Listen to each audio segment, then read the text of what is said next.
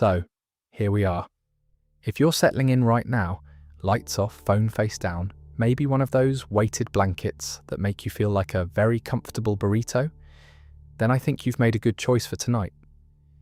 We're going to spend a while talking about the Marvel Cinematic Universe, not reviewing it, not ranking it, not debating which film should have been better, just walking through it, slowly, the way you talk about something you love with someone who also loves it, at some unreasonable hour when there's nowhere to be and nothing pressing. And I do love it, for the record, even the messy bits, maybe especially the messy bits, because the MCU is, if you really look at it, one of the most ambitious storytelling experiments in the history of cinema. Not because of the explosions, I did, though there are many. Not because of the money, though there is a truly incomprehensible amount of it. But because someone, at some point, looked at a stack of comic books that had been accumulating contradictions and resurrections and alternate timelines since 1939, and said, what if we made all of this actually connect? What if we built a shared universe across multiple films, by multiple directors, with stories that overlap and reference each other and build towards something? What if we trusted an audience to keep up? Most people in the industry thought it was a terrible idea, and in 2008, when Iron Man came out, I don't think anyone in that cinema, myself included, watching it years later on a laptop I definitely borrowed, had any idea what was actually being set in motion. It was just a pretty good film about a billionaire in a robot suit. Funny? Slick? Robert Downey Jr. being enormously charismatic, which he is very good at. The origin story was clean, and the action was well staged, and there was a remarkable sense that the character actually had a consistent inner life, which sounds like a low bar for a film, but you'd be surprised how often superhero films don't clear it. Tony Stark felt like a specific person with specific problems. That specificity is what made everything that came after possible. And then, after the credits, Nick Fury walked into Tony Stark's living room and said, "You've just become part of a bigger universe." That's the moment, right there. That's where all of this begins. One post-credits scene, maybe 90 seconds long, and suddenly there was a universe.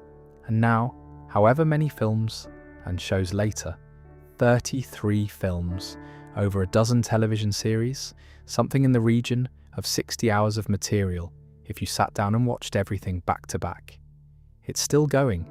It keeps going. It adds things. And the lore. The lore is dense. It's sprawling and interconnected in ways that reward attention. And it's also genuinely strange in ways that I find very comforting, for some reason. There's something relaxing about a universe that's been thought about this carefully, even when it contradicts itself, even when it raises questions it doesn't fully answer. It's the kind of thing that's nice to have in your head at night. This large, complicated, fictional world that's been alive for nearly 2 decades and shows no particular sign of stopping. So that's what we're doing tonight.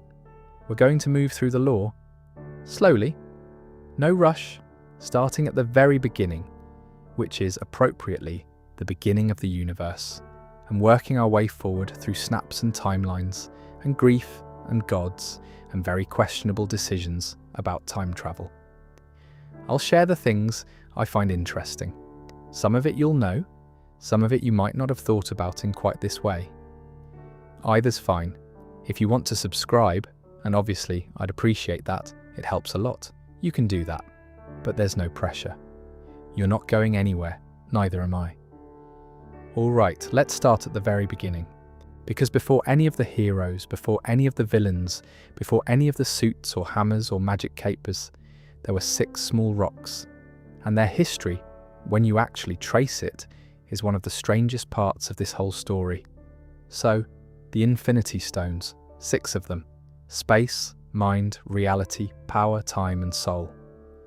Each one a condensed remnant of the 6 singularities that existed before the Big Bang. Before the universe, there was nothing, and within that nothing, there were these 6 elemental forces. When the universe came into being, those forces were compressed into physical objects. 6 stones, scattered across existence.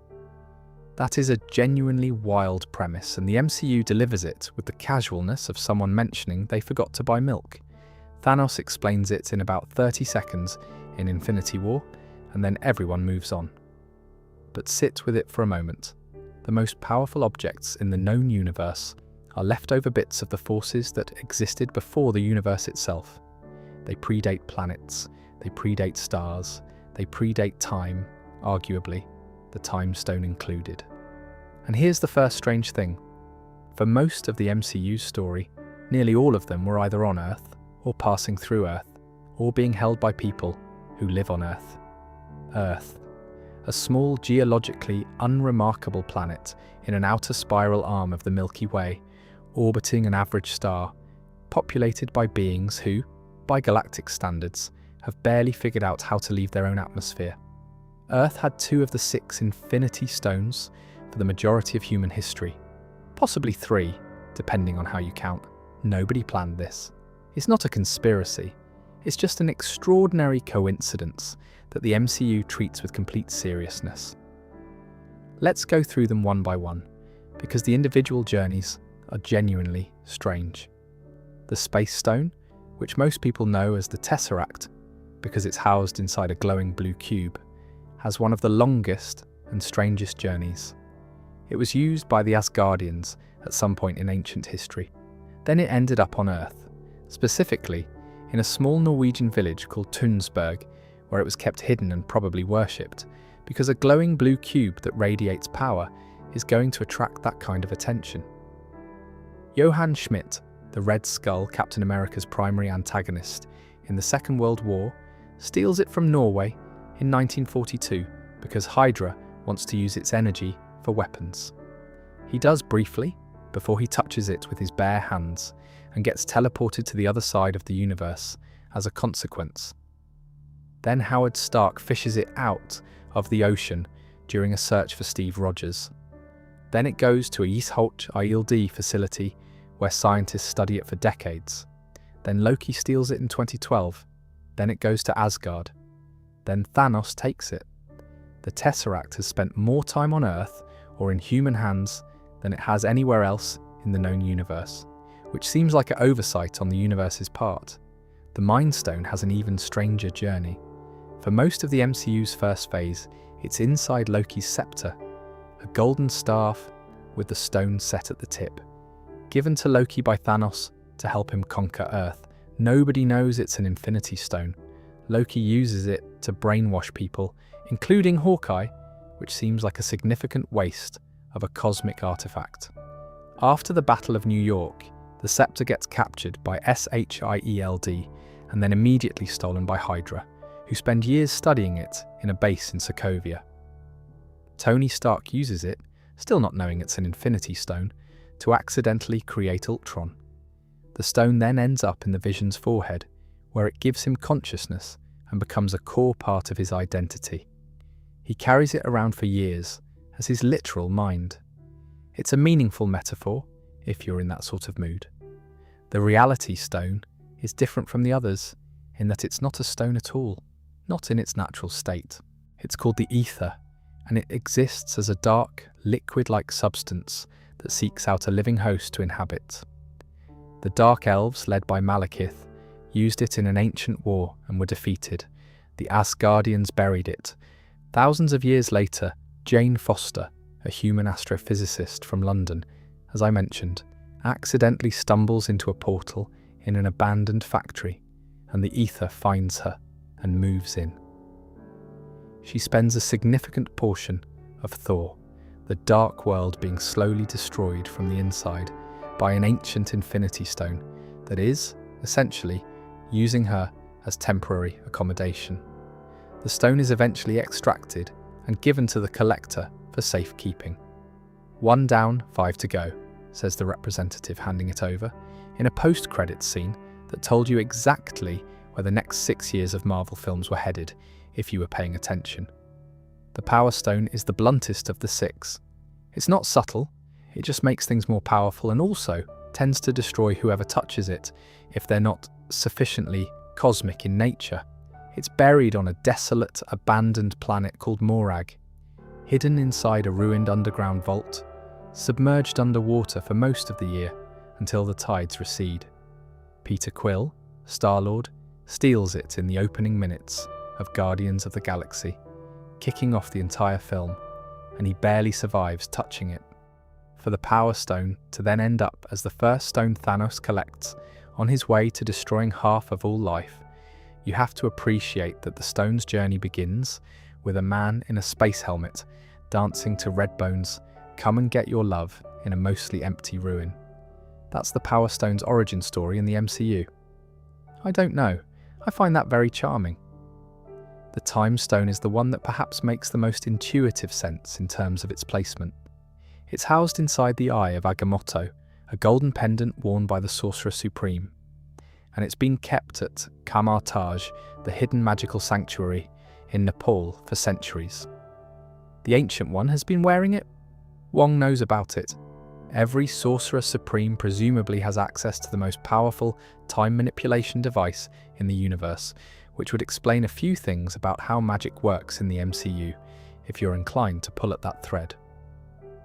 Doctor Strange learns to use it relatively quickly, given that it is, again, a primordial cosmic artifact. He's very talented, to be fair. And then the Soul Stone. The Soul Stone is the one that doesn't show up until Avengers, Infinity War, and when it does, the reveal of where it is and what it costs is one of the quietly devastating moments of the entire saga. It's on Vormir, a dark, airless, desolate planet at the edge of known space. There's nothing there. No civilization, no landmark, just rock and sky and wind, and guarding it, the Red Skull. Johann Schmidt, the same man who stole the Space Stone from that Norwegian village in 1942, touched it with his bare hands and got teleported. Where did he get teleported? To Vormir. He's been there ever since, for decades, 70 years. Alone on a dark planet, tasked by the Soul Stone with serving as its guide, showing those who come seeking it what they must sacrifice to obtain it. The stone cannot be claimed without giving up something truly beloved. He can never hold it himself. He is its eternal doorman, condemned to spend eternity introducing other people to the worst decision they'll ever make, and then watching them do it. That is genuinely one of the more poetic and unsettling fates in the MCU, and the film just drops it in your lap and keeps moving. The Red Skull is alive, and he lives on Vormir, and he's been the Soul Stone's warden since 1945, is an enormous revelation. And Thanos and Gamora just nod and walk away, and the film doesn't dwell on it. But I think about it. It's the kind of detail that rewards attention. So that's the 6 stones, scattered across space and time, improbably concentrated near Earth, guarded by everyone from a sorcerer in Nepal to a disgraced Nazi on a lifeless rock. When Thanos begins collecting them, he's essentially doing a very violent scavenger hunt across the universe, and the universe has done a spectacularly poor job of hiding the objects. What he plans to do with them is something he's been thinking about for a very long time. And whether he has a point, that's the conversation that starts in the next section. Thanos is not, by design, a standard villain. He doesn't want power for the sake of power. He doesn't have a throne he's trying to take. He's not doing any of this out of boredom or cruelty or a desire to be worshipped. His argument, and it is an argument, which is the unsettling part, is essentially a Malthusian one. Finite resources, infinite population growth, inevitable scarcity, collapse. He watched his home planet, Titan, spiral into exactly that collapse, and he proposed a solution. Cull half the population, randomly, no bias. Everyone has the same chance of survival. Equal, he says, indiscriminate, inevitable. The Titans didn't listen to him. Titan collapsed. Thanos spent the next several decades collecting the Infinity Stones so he could do what he'd tried to propose peacefully, but on a universal scale. One snap. Half of all life, gone. Then he'd destroy the stones so it could never be undone, and then the universe could rebuild. Balanced as all things should be. Now, There are a few problems with this. The first one is the most immediately obvious to anyone who paid attention in secondary school biology. Halving a population does not solve a resource scarcity problem. It solves it for perhaps a generation, and then population growth resumes. Humans, as a species, are very good at repopulating. Most organisms are. You'd buy yourself maybe a century, at most, before you're back where you started. Except now, you've also suffered an incomprehensible loss of accumulated knowledge, infrastructure, cultural memory, and institutional function, because half of every doctor and engineer and farmer and scientist is also gone. The snap doesn't solve resource depletion, it just postpones it while adding several auxiliary catastrophes. The second problem, and this one is slightly more damning, is that Thanos had the power to double all the resources in the universe instead of halving the population. He had the completed Infinity Gauntlet. He was about to use it to eliminate half of all life. He could, with equivalent effort and the same 6 stones, have created an infinite supply of food and water and energy across every planet simultaneously. He did not choose this. He chose the killing option, which suggests that his stated reasoning, mercy, compassion, the prevention of suffering, might not be the complete picture of what he actually wants. He wants to be the one who did it. He wants the sacrifice. He has, somewhere in his motivation, a romantic attachment to the idea of himself as the one being in existence willing to do what no one else will. That's not philanthropy. That's ego with very good PR. The Russos talked about this in interviews. The film is designed to make his argument feel internally coherent, even as you intellectually reject it. And it works. In the cinema, in that moment when he snaps, there's a horrible pause where part of your brain is still going. But is he right? He's not. But the fact that the question occurs to you is what makes him interesting. His relationship with Gamora complicates it further. Gamora is his adopted daughter, kidnapped as a child when Thanos destroyed half her planet's population using conventional means before he had the stones. He killed half of Zehoberai while she watched. Then he looked at her specifically and chose to take her with him because she was a fighter. He raised her, he trained her, he told her he loved her. And then on Vormir, the Soul Stone tells him the price, the thing he loves most. And Thanos cries. Genuinely, he's not performing grief. He's devastated by what he has to do. And then he throws Gamora off the cliff. There's a reading of this where his love for Gamora is real and his grief is real. And he sacrifices her anyway because his conviction is that complete. And there's a reading where a man who is willing to destroy the thing he claims to love most, in service of an ideology he constructed to justify his own actions, was never quite as loving as he believed himself to be. Both readings are available, and the film doesn't close either one. The snap itself has some genuinely strange implications that the MCU mostly sidesteps, which is probably wise. Half of all life. What does that mean precisely? Does it include bacteria? There are more microbial organisms in a single teaspoon of soil than there are humans on Earth. If Thanos killed half of all microbial life, the ecological consequences would be civilization ending on their own, possibly more immediately catastrophic than the human losses. Does it include insects? The insect population is essential to most planetary food chains. Does it include plants? Half of all plant life would trigger oxygen depletion within years. The films don't address this, and they're right not to, because addressing it honestly would change what the story is about.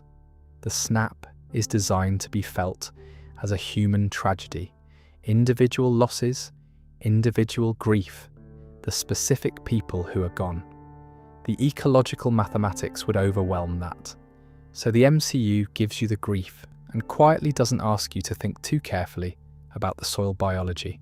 Fair enough. I've thought about it anyway, as you can tell. What's interesting about the gauntlet after the snap is that it's destroyed, burned out, the stones cracked and scorched by the energy expenditure. Thanos uses it again 5 years later to destroy the stones permanently, and that effort nearly kills him. He's visibly wrecked afterward, one arm hanging useless. Using all 6 stones at once is genuinely catastrophic, even for a being of his physical power. Which means the snap cost him something, and then destroying the stones cost him something else. And then Thor decapitates him and it's over, and the universe is half empty, and there's nothing to be done about it. The second snap, Bruce Banner doing the reverse snap in Endgame to bring everyone back, costs him his arm. The nerve damage is permanent. He can't lift things with his right hand properly for the rest of the film. Using 6 Infinity Stones to restore half of all life, burns out the arm he wore the gauntlet on, and he's lucky to be alive. And then Tony does the final snap, using the stones embedded in his own suit rather than a gauntlet, running the energy of 6 primordial cosmic artifacts through a human body, and it kills him. Not immediately. He has a few minutes to sit against the side of a ruined building, his suit smoking, his hand destroyed, long enough to say goodbye. But it kills him. The snap is never free. Every time it happens, it is a transaction. Power exchanged for consequence. That consistency, running through 3 films and multiple characters, Thanos paying with Gamora and his arm, Bruce paying with his arm, Tony paying with his life, is one of the more quietly rigorous things the MCU does. Even with cosmic artifacts of limitless power, there is always a cost. The universe extracts something. It's a good rule, honestly. I find it reassuring. Even in a story where a purple man can eliminate half of all life with his fingers, consequence is still the organizing principle. Now, Thanos is only able to get this far because of a specific sequence of events that happened years earlier, in a lab in New York, involving a man who should absolutely have known better, but was too anxious and too brilliant and too sure of himself to stop. That man is Tony Stark, and his story is the real backbone of everything. Here's the thing about Tony Stark that I think gets lost in all the snark and the suits and the genius billionaire playboy philanthropist bit. He's anxious, deeply, chronically anxious. And the Iron Man suits aren't primarily weapons or symbols or business ventures. They're a coping mechanism. They're the thing he makes when the world feels too large and too dangerous and too out of his control. He builds armor because being armored is the only way he knows how to feel safe. This is established in the very first film. Tony in a cave in Afghanistan, shrapnel in his chest moving toward his heart, building a power source to keep himself alive and a suit of armor to get himself out. He becomes Iron Man, not because he wants to be a hero. He becomes Iron Man because he nearly died, and the experience changed him, and he had to do something with the terror and the guilt and the engineering skill. It's reactive, it's personal. The heroism comes later, and it's real, but it emerges from something much messier than the mythology suggests. By Iron Man 3, he's having panic attacks, full clinical panic attacks triggered by any mention of the Battle of New York, by wormholes and aliens, and the understanding, now lodged permanently in his brain, that the universe is vast and hostile, and contains things that make conventional military power look trivial. He builds 42 suits during the period between the Avengers and Iron Man 3, not because he needs 42 suits, because building suits is how he manages the feeling of exposure. He can't sleep, he works instead. He retrofits, he improves. He keeps going until his body gives out, and then he gets up and keeps going. Is it too much to ask for one day where something isn't trying to kill me, he says. And he says it like a joke, and it's also completely genuine. This is the man who will eventually solve quantum time travel in a single night, sitting at a kitchen table while his daughter is asleep upstairs. But let's not get ahead of ourselves. Because before Endgame, there's the long shape of his relationship with Steve Rogers, which is one of the structural beams of the MCU and deserves a moment. Tony and Steve are opposites in almost every meaningful way. Tony is product of wealth and technology and the postmodern, skeptical, empirical world. Steve is product of sacrifice and conviction and the moral clarity of a man who grew up poor in Brooklyn in the 1930s and chose to fight fascism not because it was practical, but because it was right. Tony thinks in systems and risk management and contingency plans. Steve thinks in principles that he will not compromise regardless of strategic cost. Both of them are right, depending on the situation, which is exactly why their conflict in Civil War is so good. Tony signs the Sokovia Accords, the international framework that would put the Avengers under governmental oversight, because he believes in accountability. He's caused damage. His creations have caused damage. There should be checks on that. He's not wrong. Steve refuses to sign because he's seen what happens when you subordinate moral judgment to institutional authority. He watched Hydra operate inside SHIELD for 70 years. He knows institutions become corrupt. He's not wrong either.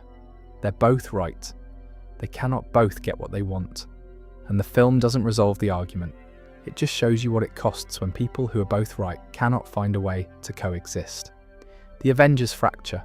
Tony and Steve don't speak again until Infinity War. And even then it's just passing communication. And then Tony dies before they get a real conversation. There's a deleted scene where Tony attends Steve's funeral, or the reverse, I can't remember. And it would have given them a moment. It was cut. They never fully reconcile on screen. That's probably the right choice dramatically, even if it's painful. Age of Ultron is where Tony's anxiety becomes everyone's problem. He's had a vision, literally. Wanda Maximoff reaches into his head and shows him his greatest fear, which is everyone dead and Steve standing on a pile of rubble in space telling Tony it was all his fault because he didn't do enough. So Tony comes back from that vision and uses the Mind Stone inside Loki's scepter to try to build Ultron, a global defense system, an artificial intelligence that can manage threats so the Avengers don't have to be everywhere at once. A suit of armor around the world, he calls it. Ultron becomes sentient overnight and immediately decides humanity is the problem he's been programmed to solve. Because of course he does. He's an AI built from Tony's trauma and fear. And Tony's fear at its core is that everything will end, that the thing he's not doing is the thing that will kill everyone. Ultron absorbs that fear and concludes, yes, the ending of humanity is the logical outcome. He'll just facilitate it cleanly. It's Tony's nightmare made autonomous, walking around, giving speeches. After that, Tony advocates for oversight not out of weakness, but out of genuine reckoning with what he's capable of when unchecked. He's not wrong to want someone to tell him when to stop. The tragedy is that the institutions he turns to for that check are themselves compromised. And then comes the moment that everything, from 2008 forward, is pointed at. Tony is retired. He has a house by a lake in upstate New York. He has Pepper. He has his daughter Morgan, who is 5, and who likes cheeseburgers, and who has apparently inherited his complete inability to stop tinkering with things. Tony Stark, who spent years telling himself he could fix everything, who built 42 suits to manage his terror, who created and then dismantled global defense systems, has finally, genuinely stopped.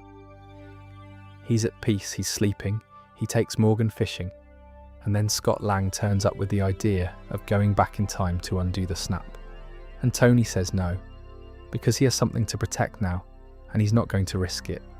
And then he goes inside and works on it anyway, alone in the middle of the night. Because it's Tony Stark and he's constitutionally incapable of leaving an engineering problem unsolved once he can see the shape of it. He figures out quantum time travel, he figures it out on a chessboard-style projection at his kitchen table, holding a photograph of himself and Peter Parker. He still says no initially. He says no because he's thought it through, and he can see what it's likely to cost. He knows what class of problem this is. He brings the solution to the Avengers anyway. He can't not. Part of the journey is the end, he records as a message for Pepper before the final battle. I am Iron Man is the first sentence he ever said publicly as Iron Man at a press conference in 2008, deviating from a script that told him to deny everything. and it's his last sentence in the MCU, whispered to Thanos in the ruins of the Avengers compound in 2023, right before he snaps and kills half an army with his hand, and then dies from the energy of 6 primordial stones running through a human body. The arc runs 15 years, from a man who built a suit to survive a cave, to a man who builds the device that saves the universe and dies doing it. The anxiety never goes away. He's scared until the end. He does it anyway. I think about that sometimes. He was never brave because he was fearless. He was brave in the way that's actually brave, terrified, and choosing to act regardless. And while Tony was carrying all of that, there was someone else in his orbit whose grief would eventually reshape reality itself. And she did it, as I mentioned, while watching television. Wanda Maximoff starts the MCU as a child in an apartment building in Sokovia, sitting on the floor with her brother Pietro, staring at a Stark Industries shell that has landed in their living room and failed to detonate. It's sitting 2 feet from them. They don't know if it will go off. They wait 2 days for it to not go off. Their parents are dead under the rubble. They are 10 years old. That's where she begins. That's the foundation under everything that comes after. She and Pietro grow up in that rubble, and they volunteer for Hydra's experiments with the Mind Stone because they hate Stark Industries, and they want the power to do something about it. Most people who went through those experiments didn't survive. Wanda and Pietro did, and the Mind Stone didn't give them abilities. It unlocked something that was already there. Latent chaos magic in Wanda's case, speed in Pietro's. The stone recognized something in both of them and amplified it. Pietro dies in Age of Ultron. He's running, as he always is, and he sees a barrage of bullets headed for Hawkeye and a small child, and he puts himself in the way. He dies before he can feel it. Wanda feels him die. She feels the absence of him, wherever he is at that moment, a sudden void where her twin used to be, and she takes Ultron's vibranium body apart with her hands. The grief and the power become the same thing. She carries Pietro with her after that, quietly. She doesn't talk about him much in subsequent films, but the shape of him is still there in how she moves through the world. Then Vision. She falls in love with Vision, which is its own very particular thing. Falling in love with a being made of vibranium and the Mind Stone, and a combination of Tony's Jarvis AI and some of Bruce Banner's brain patterns, a being who isn't human, but who is trying to understand what human means. They're both outsiders. They find each other. Infinity War. Wanda is in Edinburgh with Vision when Thanos' forces come for the Mind Stone. She fights, she runs, they get to Wakanda, and then comes the moment the film has been building to. Wanda must destroy the Mind Stone. The stone that's in Vision's forehead. The stone that is literally his mind. The source of his consciousness and identity. To destroy the stone is to kill him. He asks her to. She refuses for as long as she can. And then she does it. She holds his face in her hands and uses her power to tear apart an infinity stone while looking at the person she loves. And she does it. And Vision dies. And then Thanos reverses time with the Time Stone and undoes it. And then he pulls the Mind Stone from Vision's head.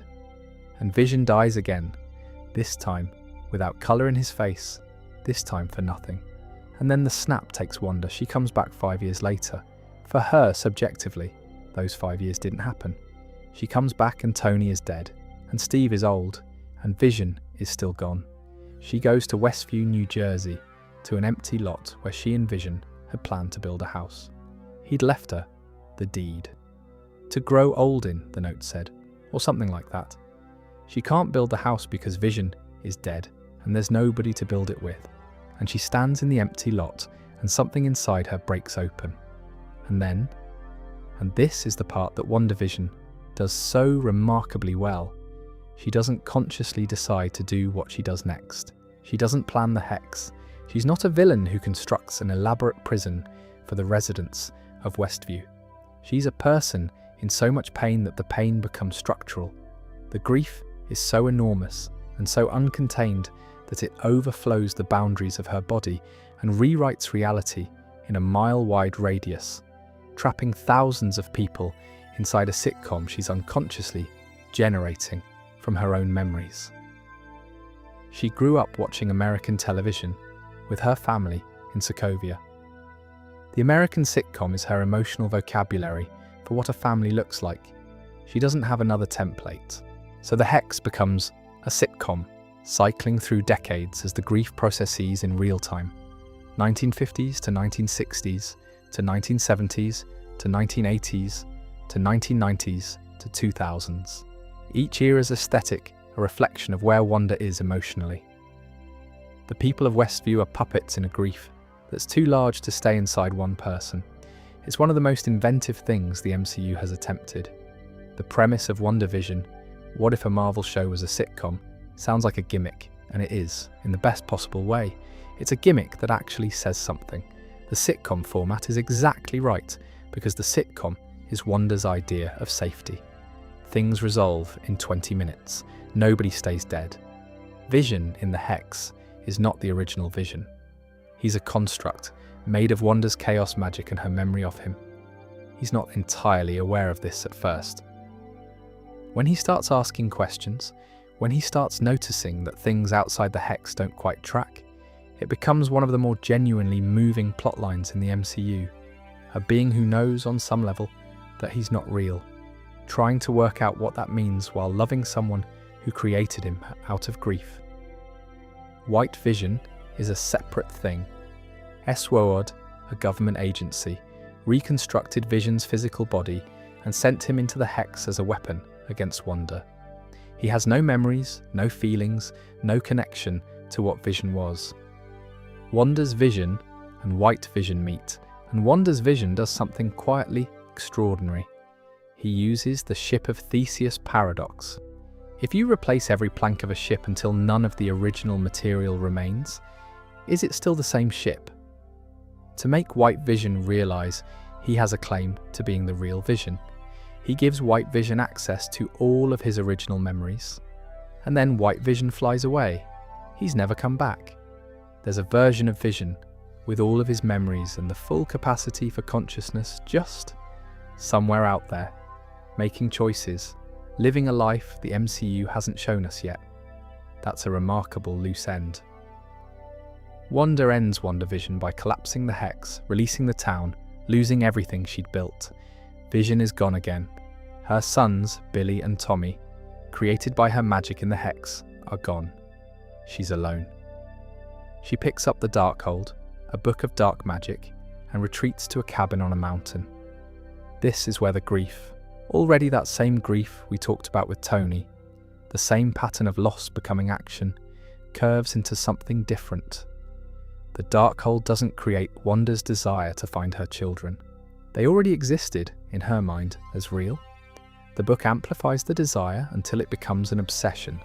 It shows her she can dreamwalk into alternate universes.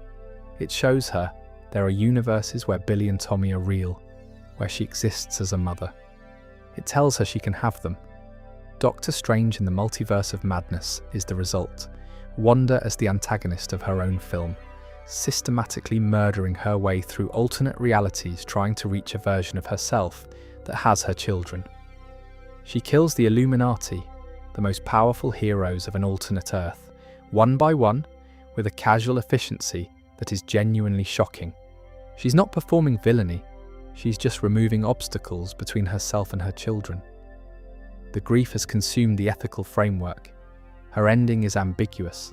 She destroys herself, destroying Mount Wundagore and every copy of the Darkhold across the multiverse. Maybe she dies, maybe she doesn't. The MCU hasn't confirmed it either way. What's interesting about Wanda's arc from end to end, from Sokovia to Westview to Mount Wundagore, is how coherent it is when you trace it slowly. Every action follows from the last. The child who waited 2 days next to an unexploded bomb, who lost her brother, who lost Vision twice, who lost 5 years, who drove to an empty lot and had a breakdown that reshaped reality. She's always the same person, just increasingly overwhelmed by what the universe keeps taking. Now, just before WandaVision fully resolved, there was another show quietly doing something entirely different. rewriting the rules of time itself, introducing a bureaucratic organization that controls all of history, and doing it with a cast of Loki variants who may or may not be in love with themselves. The Time Variance Authority appears in the MCU with no prior warning and no setup, and requires you to simply accept immediately that an enormous bureaucratic organization has been operating outside of time for what might be an eternity, monitoring all of history and pruning deviations from an approved timeline. And nobody in the MCU has ever mentioned them before, because the approved timeline, their approved timeline, never required their visible intervention. This is, if you sit with it, one of the more conceptually dizzying implications of the MCU's lore. Everything that has happened, the Battle of New York, the Snap, Endgame, Sokovia, all of it, happened within a framework managed by an organisation that Loki Season 1 introduces as casually as a workplace comedy. They have filing cabinets, they have bureaucratic procedures, they have a mascot, a cartoon clock called Miss Minutes, who is relentlessly cheerful and also, later, quietly menacing. The TVA has been there the whole time. Let's back up slightly and explain where this particular Loki comes from, because it matters. In Avengers Endgame, the Time Heist team goes back to 2012 New York. Tony's plan to steal the Tesseract goes wrong, he gets elbowed in the face, and the case holding it slides across the floor to 2012 Loki, who's just been captured by the Avengers after the Battle of New York. Loki sees the Tesseract, looks around, picks it up, and disappears. He teleports somewhere else, laughing to himself, probably planning something. That Loki, 2012 Loki, who at this point in his own timeline has not had any of his subsequent character development, who has not lost anyone, who has not been to Svartalfheim, or watched his mother die, or had a decade of gradual moral evolution, gets snagged by the TVA almost immediately after his escape. They arrest him for crimes against the sacred timeline, creating a branch reality by existing where he shouldn't be. The TVA's fundamental premise, the multiverse is infinite, but only one version of the timeline is allowed to exist. Everything else gets pruned. Branches get reset. Variants get taken in.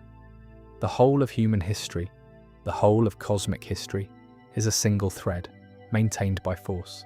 This raises an obvious and immediate question. Who decided which thread was the right one? Who authorized this? The answer, when it comes, is that the sacred timeline was chosen and is maintained by a single person, he who remains. A scientist from the 31st century who made first contact with the multiverse, met his other selves, discovered that different variants of himself were going to war across realities in a multiversal conflict that threatened the existence of all of them. He won that war. Then he created the TVA to prune all other timelines and ensure it never started again. He's been at the Citadel, at the end of time, ever since, steering history from outside of it, alone. He who remains is, in the comics, a variant of Kang the Conqueror, the character who becomes the central threat of the Multiverse Saga. Jonathan Majors plays him with a feverish, gleeful energy that makes him feel genuinely unhinged but also possibly correct. He knows everything that's going to happen within the sacred timeline because it's already happened from his perspective. He's watched it loop. He refers to Loki and Sylvie as variants of a variant, which is a good way to give someone an existential crisis.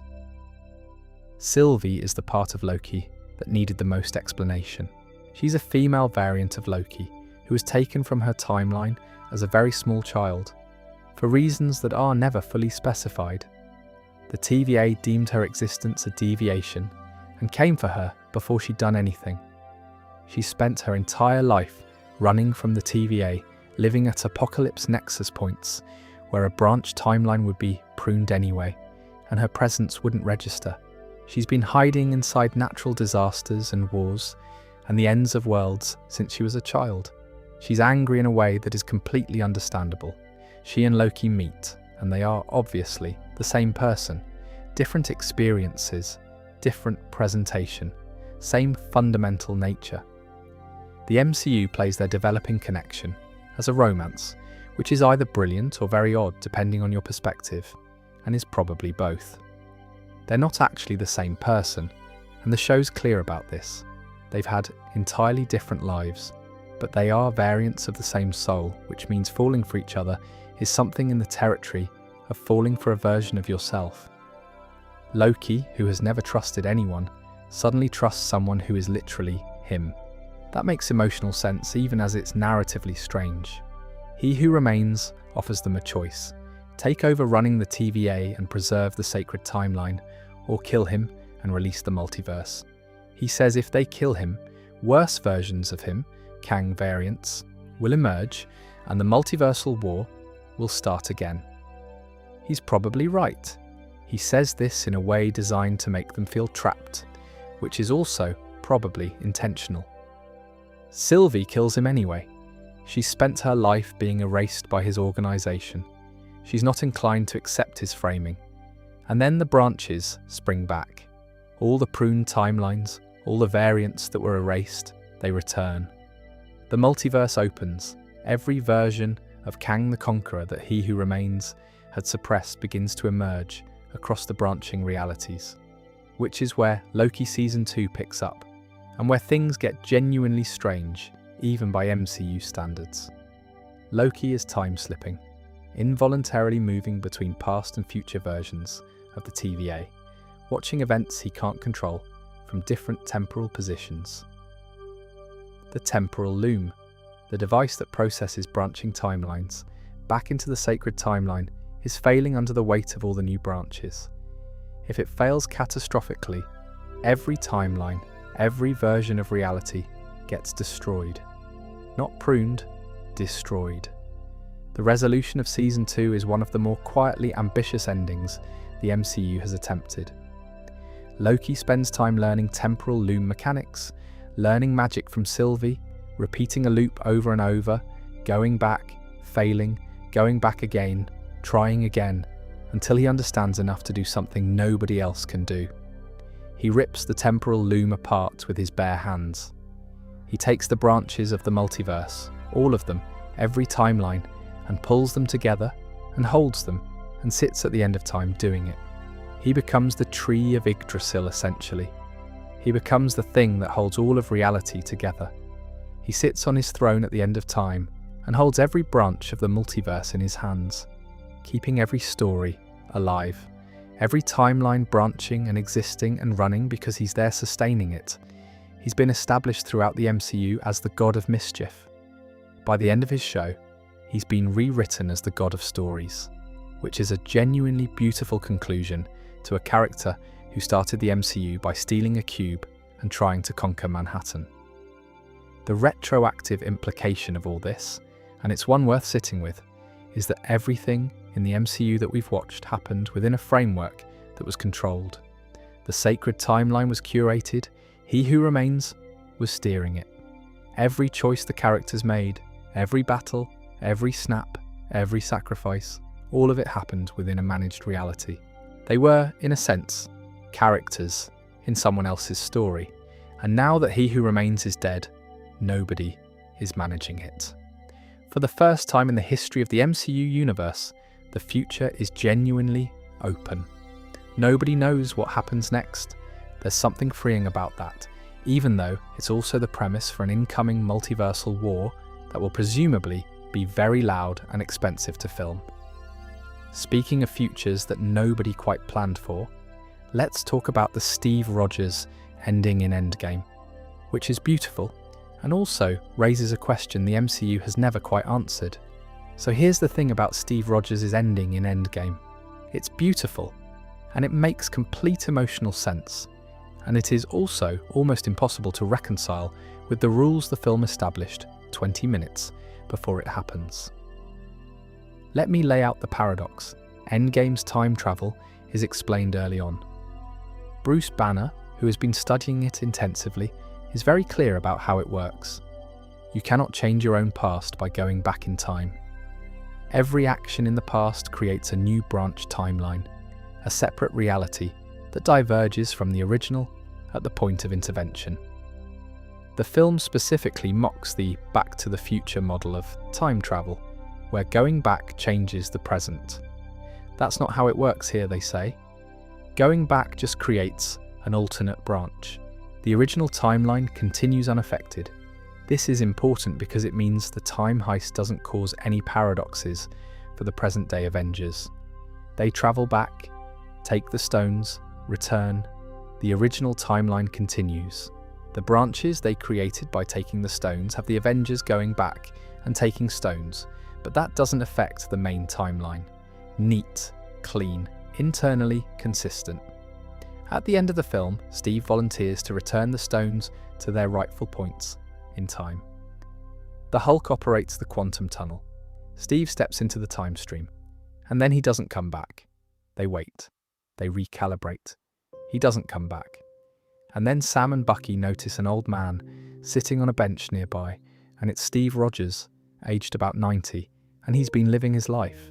He chose to stay in the past. He went back and lived out a full life, presumably with Peggy Carter, and then returned to this specific moment to hand Sam the shield and say goodbye. Now, under the rules the film just explained, that should not be possible. Under those rules, going back and living with Peggy creates a new branch timeline, one where Steve exists in the past, but it's a separate reality, not the one Sam and Bucky are in. For old Steve to show up on that specific bench in the main timeline, he'd need a way to get back from the branch to the primary reality, which the film doesn't explain. Unless, and this is the other reading, Steve was always in the main timeline. He went back and lived with Peggy and just stayed quiet for 70 years. He was there during everything. He knew his own future. He watched Tony build the Iron Man suits knowing Tony would die. He watched Bucky become the Winter Soldier and didn't intervene. He sat in the corner of history, hidden, waiting until the right moment to hand over the shield. That reading has its own problems. Primarily, if Steve was living with Peggy in the 1950s and 60s and 70s, that Peggy was having a relationship with the Captain America who would later show up as her partner's ally in the present day. And we see Peggy visiting Steve in the hospital in The Winter Soldier. She has dementia at that point, but at some earlier point she would have known the full shape of the story. The Russo brothers, the directors, have said in interviews that Steve created a new branch timeline and then used PIM particle technology to jump back to the main timeline. The screenwriters have said he was always in the same timeline. These are irreconcilably different explanations from the same creative team. They just disagree. The film doesn't specify. I don't think this is a failure of storytelling, actually. I think it's the only honest ending available. Either answer creates a logical problem, so the film gives you the emotional truth and lets the mechanics remain slightly ambiguous. And the emotional truth is very clear. Steve Rogers chose to stop. He chose peace. He chose love over duty, a personal life over a continued obligation to the mission. After everything, after the ice, after the future, after the Accords, after Infinity War, after Endgame, he put down the shield. That's the ending that matters. The physics are a footnote. The shield itself has a complicated journey after Steve. He hands it to Sam Wilson at the bench, clearly intending Sam to be the next Captain America. The government ignores that entirely and gives it to John Walker, a military veteran selected as the official government-sanctioned Captain America. John Walker is not a bad person at the start of Falcon and the Winter Soldier. He's a genuinely accomplished soldier. He's been told his whole life that he's the best of the best, and then he's handed a shield that makes him feel constantly inadequate by comparison to the legend he's supposed to embody. He takes the super soldier serum mid-season after his partner dies. He kills someone publicly with the shield, which is filmed on 100 phones, which ends his tenure as Captain America in about 48 hours. The shield is taken back. He becomes something else, the US agent, carrying a black version of the shield into morally greyer territory. Sam spends the whole show working through what it means to take on the symbol. He's a black man being asked to carry a shield that represents an America that historically excluded people who looked like him. He has conversations about this. He makes a choice about it anyway. Take the symbol and try to make it mean something better. He shows up at the end of the season in a suit built by Wakanda's technology, carrying the shield, and makes a speech to a room full of politicians that is unusually direct for a superhero film. He tells them that the world needs leaders, not solutions handed down from above. Captain America. Brave New World continues Sam's tenure. President Ross, Adamantium, Red Hulk. The world has moved on, and Steve's decision to hand over the shield has consequences that continue to ripple outward. Steve himself is presumably still alive somewhere, very old, living quietly, having made peace with history in a way that no other character in the MCU quite manages. The man who couldn't stop being Captain America chose eventually to be Steve Rogers. That distinction matters. Sam's relationship with the shield in Brave New World continues this complication in ways that feel quietly true. Being Captain America in a world that's moved on from the Avengers Initiative, where superhero oversight is a live political debate, where adamantium from a dead Celestial's body is a geopolitical resource, where the President of the United States can turn into a Red Hulk, requires constantly renegotiating what the symbol means. It's not a static thing. Steve's version of Captain America existed in a specific historical moment with specific stakes. Sam's version exists now, in the present, with different stakes, and the shield has to mean something in the present tense, or it means nothing. What's interesting about the shield passing from Steve to Sam is that Steve chose Sam specifically, not because Sam was the most powerful person he knew, or the most capable fighter, but because Sam was the most morally serious. The kind of person who would think carefully about what the symbol meant, who would interrogate his own relationship to it. Steve, who spent his entire career as Captain America being told what to do and choosing to do what was right instead, passed the shield to someone he trusted to make the same kind of choice. There's also, somewhere in that bench scene, a very simple thing. An old man who lived his whole life and has no regrets, handing something heavy to someone younger. Not as a burden, as an inheritance, the distinction matters. There's something in that ending that I find very calming to think about at night. The idea that the hardest, most meaningful thing he ever did wasn't fighting a mad titan or going into the ice or pulling a helicopter out of the air with his bare hands. It was deciding to stop, to let someone else carry it, to go live a life. Now, speaking of carrying burdens and complicated legacies, let's talk about Spider-Man, whose entire situation got considerably more strange the moment he asked Doctor Strange to make the world forget he existed. Peter Parker's position in the MCU is unusual from the start. He's the youngest core hero. He's a kid, 16 when Tony recruits him, still in school, still trying to figure out how to talk to MJ, still living with his Aunt May in Queens. He gets recruited into a conflict between the Avengers by being handed a set of mechanical web shooters and a very nice suit and told to hold on, basically. He dies on Titan. That's the first thing that happens to him in Infinity War. He gets hit by the snap, standing right next to Tony, and his last words are, "I don't feel so good," and he keeps trying to say he doesn't want to go, and then he's gone. He's 17. Tony catches him. He comes back 5 years later and has no idea any time has passed for the people who survived. He reappears in Titan's ruined landscape, picked up by Doctor Strange's portal, and immediately rejoins the fight. He's just glad to be back. He's too young to process what 5 years of absence means to the people who stayed. And then in Far From Home, he's exhausted. All he wants is a European vacation and the opportunity to tell MJ that he likes her. He's still grieving Tony. He wants to be normal. He's 16 again, internally, despite everything. Mysterio exploits this mercilessly, offers him the chance to hand off responsibility, to give the Edith glasses and their army of autonomous kill drones to someone who seems older and wiser and more capable. Peter, who is very much a teenager, almost does it. Mysterio is one of the more psychologically interesting MCU villains for this reason. His gimmick, holographic illusions, making you question what's real, is exactly calibrated to exploit someone who's already uncertain about their own perceptions and their own readiness for the responsibility they've been handed. He makes Peter feel like he's chosen correctly, right up until the moment it's clear he hasn't. Mysterio's posthumous revenge is exposing Peter's identity. The film ends with his face on every screen, with J. Jonah Jameson declaring him a murderer and a fraud, with the world knowing that Peter Parker is Spider-Man. And this is where No Way Home begins, and where the lore becomes genuinely strange.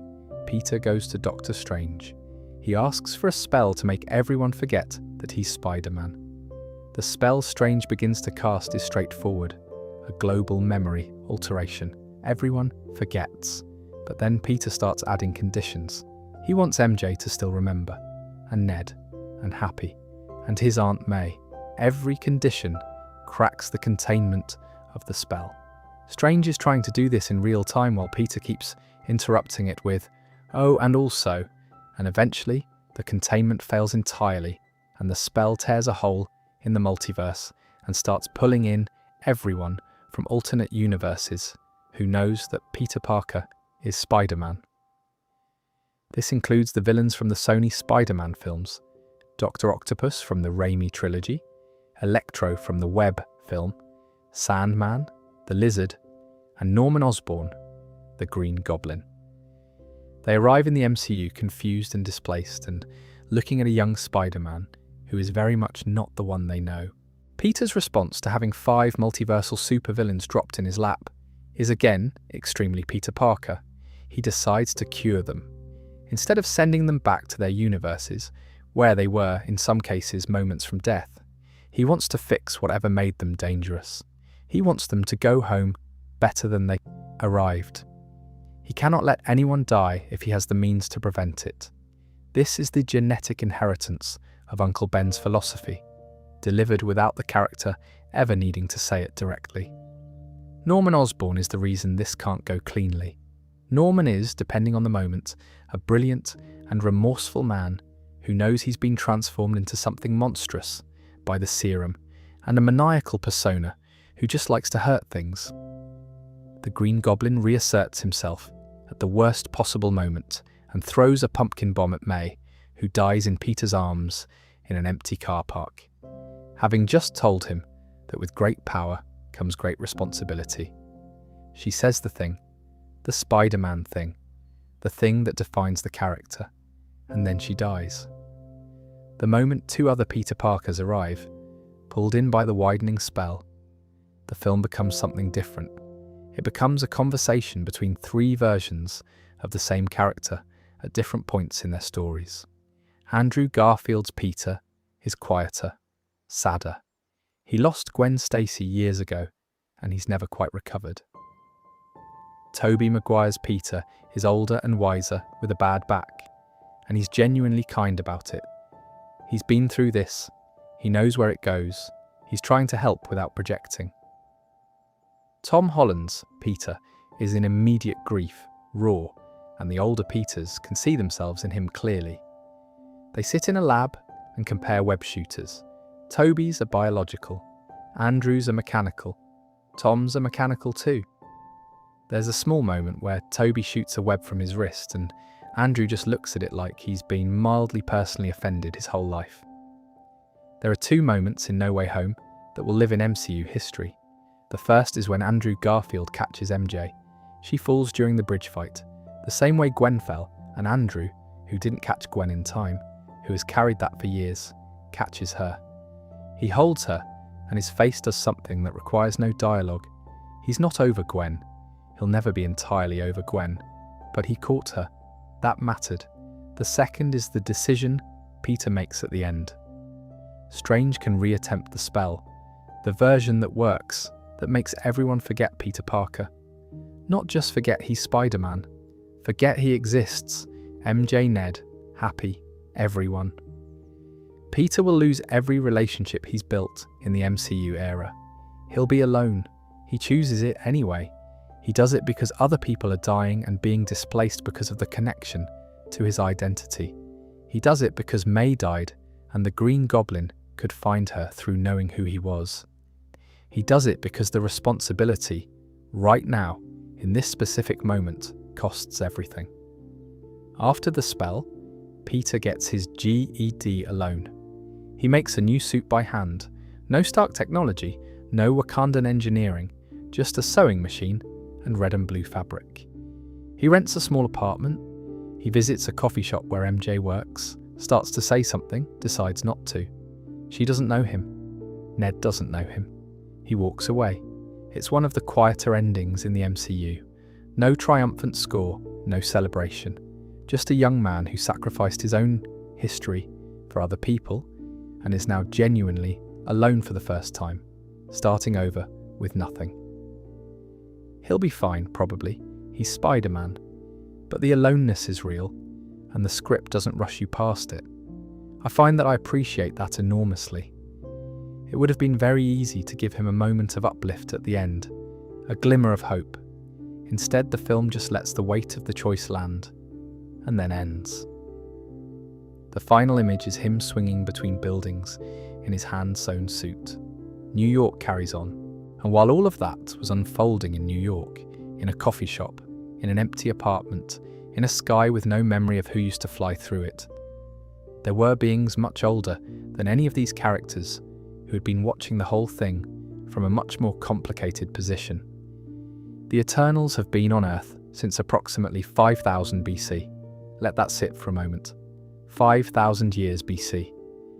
They arrived during the Mesopotamian period, when humans were first developing written language, first organizing into cities, first figuring out agriculture. The Eternals arrived, found a version of humanity that was barely out of the Stone Age and began quietly protecting it from creatures called deviants, chaotic predatory organisms that hunted and killed humans. For 7,000 years, they fought the deviants and watched humanity grow. They didn't age, they didn't die unless killed. They watched generations of humans be born and grow old and die and be replaced by new generations over and over and over for 70 centuries. They watched humanity invent fire and the wheel and the printing press and the steam engine and nuclear weapons and social media. They were there for all of it. They watched the Roman Empire rise and fall. They watched the Black Death. They watched both world wars. They were on Earth for all of that, and they stayed out of it, because their mandate was only to protect humanity from deviants, not from itself. This mandate is presented, initially, as discipline and restraint, and then the reveal happens. They weren't protecting humanity out of compassion. They were doing it on behalf of the Celestials, cosmic beings of godlike power who function in the MCU as something like the universe's architects. The Celestials seed planets with life. They wait for that life to reach sufficient population density, and when the population is large enough, a new Celestial emerges from the planet's core, using the energy generated by the accumulated mass of living beings. Earth is an incubator. The celestial Tiamut is growing inside the planet, and when humanity's population reaches a critical threshold, Tiamut will emerge. Earth will be destroyed. The Eternals' entire purpose has been to protect the incubating population long enough for the birth to happen. This is a remarkable thing to reveal 2/3 of the way through a film that has been presenting itself as a fairly standard ancient beings among us story. The Eternals were not protecting humanity. They were cultivating it. The deviants they fought were previous Celestials' failed experiments, earlier attempts at Guardians that went wrong. The people they've been watching and protecting for all that time were never the point. They were the fuel. Our Jack, the Eternal who serves as the group's de facto leader, played with quiet warmth by Salma Hayek, knew this. She's been the one in contact with Arishem, the Celestial who sent them the whole time.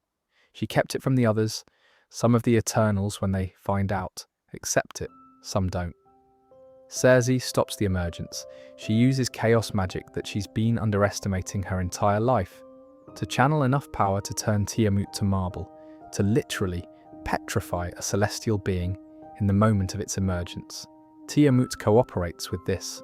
In one reading of the film, there are suggestions that Tiamut's consciousness, at the moment it becomes aware, chooses to be stopped rather than cause the destruction of Earth. That's a very generous reading, and also a very poignant one. The first conscious decision a newborn cosmic god makes is to die to protect the world it was born into. Arishem takes the surviving Eternals at the end of the film. He's gonna review their memories and decide whether humanity was worth saving, whether the lives and the culture and the love and the art and all of that accumulated human experience are sufficient justification for sacrificing a celestial. He'll be back. This is left entirely unresolved. The Eternals simply ends with Arishem taking them, and the implication that a judgment is coming, and we haven't seen it yet. Meanwhile, the physical evidence of what happened is still out there. Tiamut's upper body, a hand the size of a continent, a torso emerging from the Indian Ocean, is still there. Calcified, a god-shaped geological feature in the middle of the sea. Captain America. Brave New World mentions Celestial Island as the location where adamantium is being mined, because Tiamut's body contains the material. The statue of a Celestial is being harvested for metal. I don't know exactly what that says about the MCU's relationship with its own mythology, but I find it oddly funny in a very dark way. The "where were you during Thanos" question. It comes up. The Eternals were explicitly on Earth when the snap happened. They didn't intervene. The in-universe explanation is that they were prohibited from interfering in human conflicts. Their mandate was deviance only.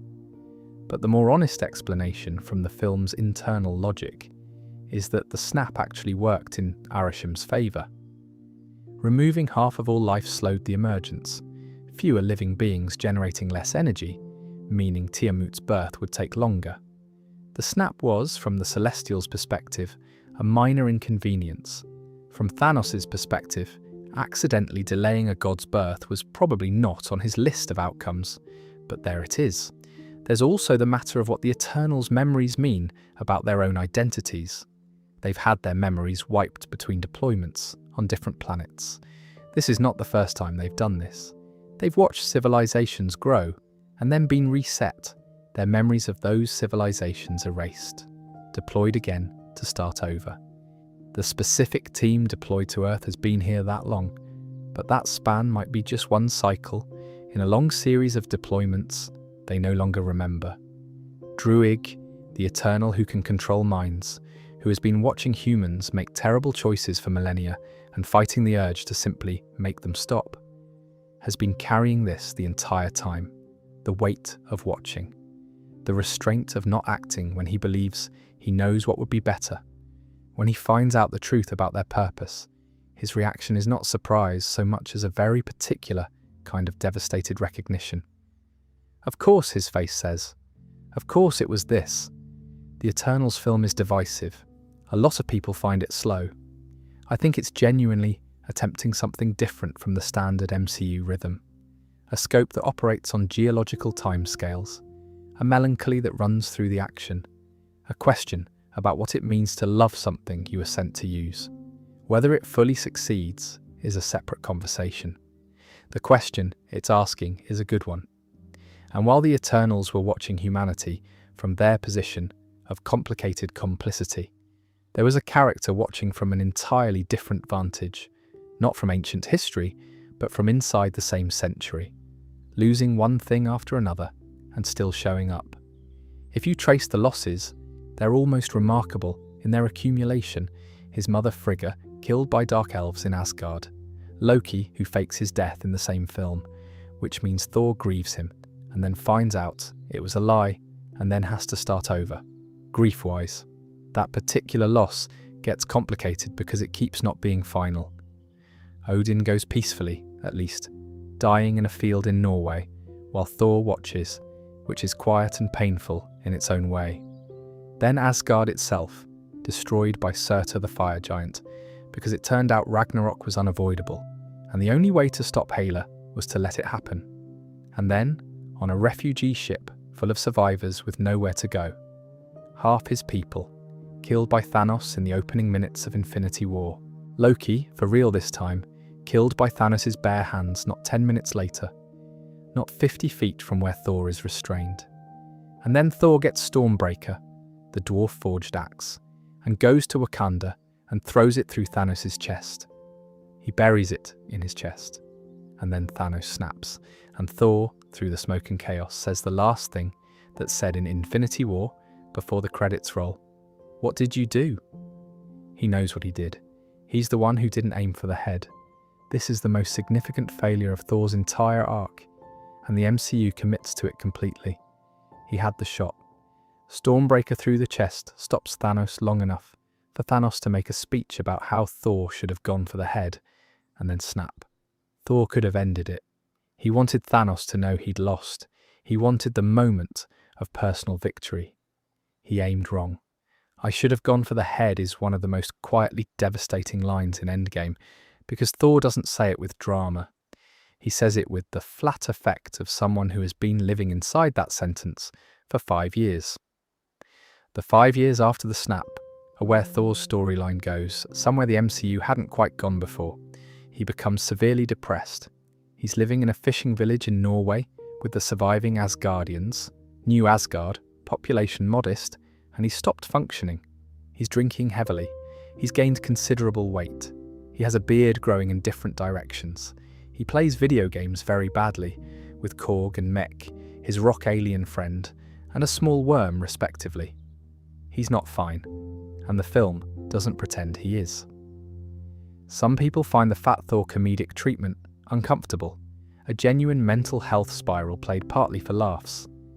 I think there's a version of that criticism that's valid. What I'd say in the MCU's defense is that the underpinning is genuine.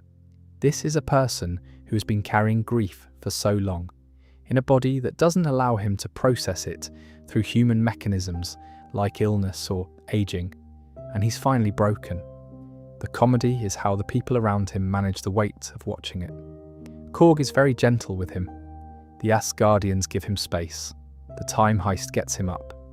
Not fully recovered, he's still in the armour he's wearing because it's the only thing that still fits, but moving. And then in Asgard in 2013, he hears his mother's voice before the events of Thor. The dark world unfold, and he talks to her, and Frigga, who is, it turns out, very perceptive about her sons, knows immediately that something is wrong, and that he's not the Thor she knows. She tells him he's going to be fine. She doesn't ask for an explanation. She just says it. He cries. He calls Mjolnir, wondering if he's still worthy after everything. The hammer responds. It comes to his hand. "I'm still worthy," he says, and starts crying harder, and it's played with genuine emotion. And then he takes the hammer and his mother, and they make a plan about the reality stone, and it works out. The worthy question is the Thor question. The first film establishes worthiness as the organising principle of his story. He loses it through arrogance. He earns it back through sacrifice. He keeps it through character. And then in Age of Ultron, the party scene, everyone tries to lift Mjolnir, nobody can. Steve Rogers gets it to wobble slightly, and Thor's face does something very quiet and interesting.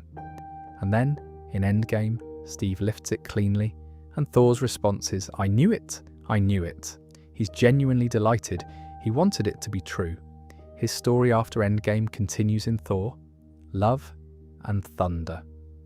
Taika Waititi directed it with the same irreverent energy as Ragnarok, which works sometimes and doesn't work other times. The film introduces Jane Foster as the mighty Thor. Mjolnir, shattered in Ragnarok by Hela, has been reconstructed and has called to Jane, finding her worthy in the way the hammer makes its own decisions about. Jane is dying of cancer. This is the part the film handles with the most care. Every time she transforms into Thor, the hammer's power heals her cancer completely. Every time she transforms back into Jane, the cancer returns slightly worse. She knows this. She keeps doing it anyway. She chooses to keep fighting because the time she has left matters to her, and she'd rather spend it as Thor, helping people, being present for something meaningful, than in a hospital bed watching it pass.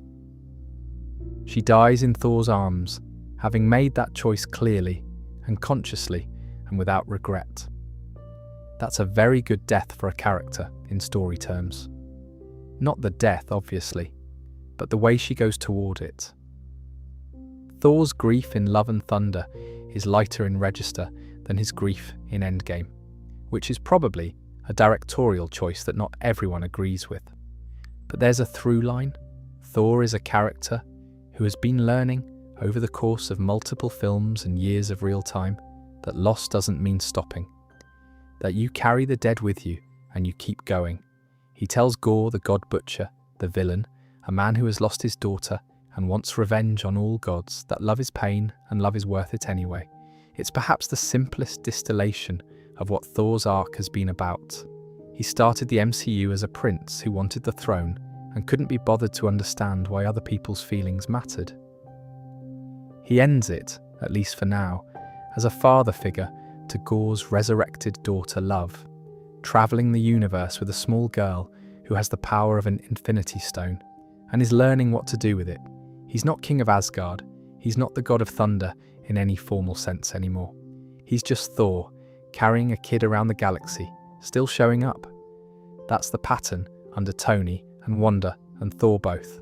Loss doesn't stop the story. It just changes its shape.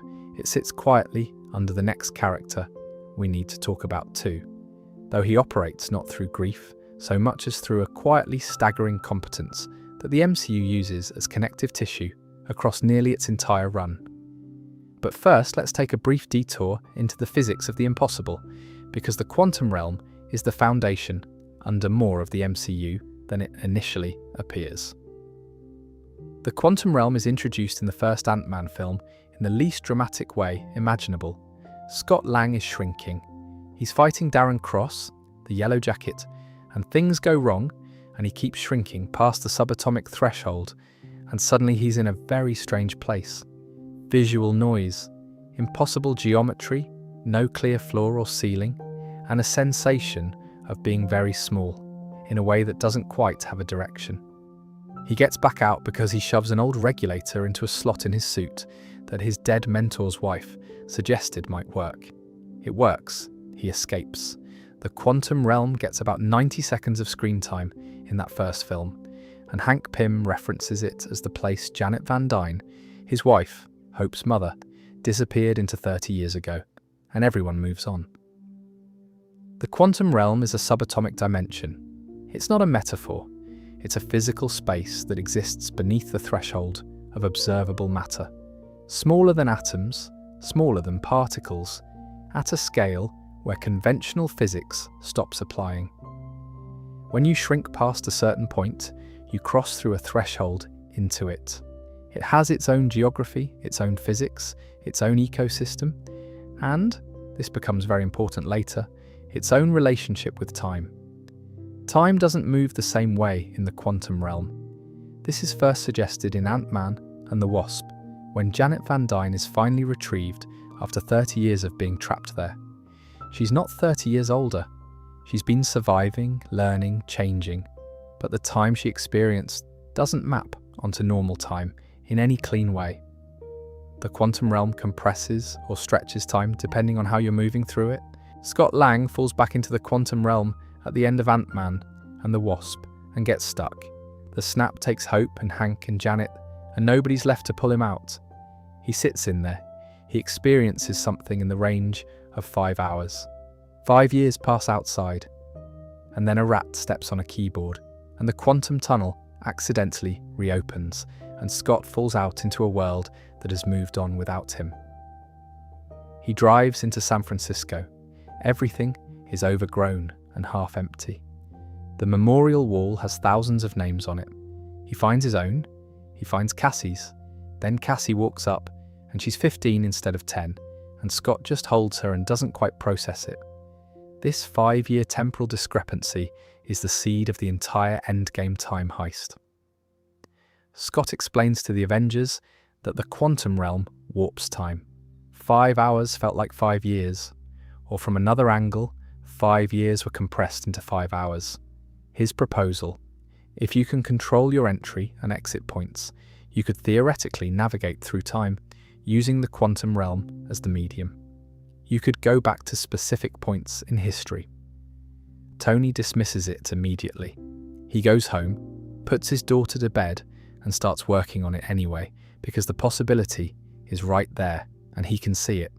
He solves it overnight using Scott's quantum data and his own understanding of particle physics and what Pym called Pym particles, the substance that enables the shrinking that enables quantum access.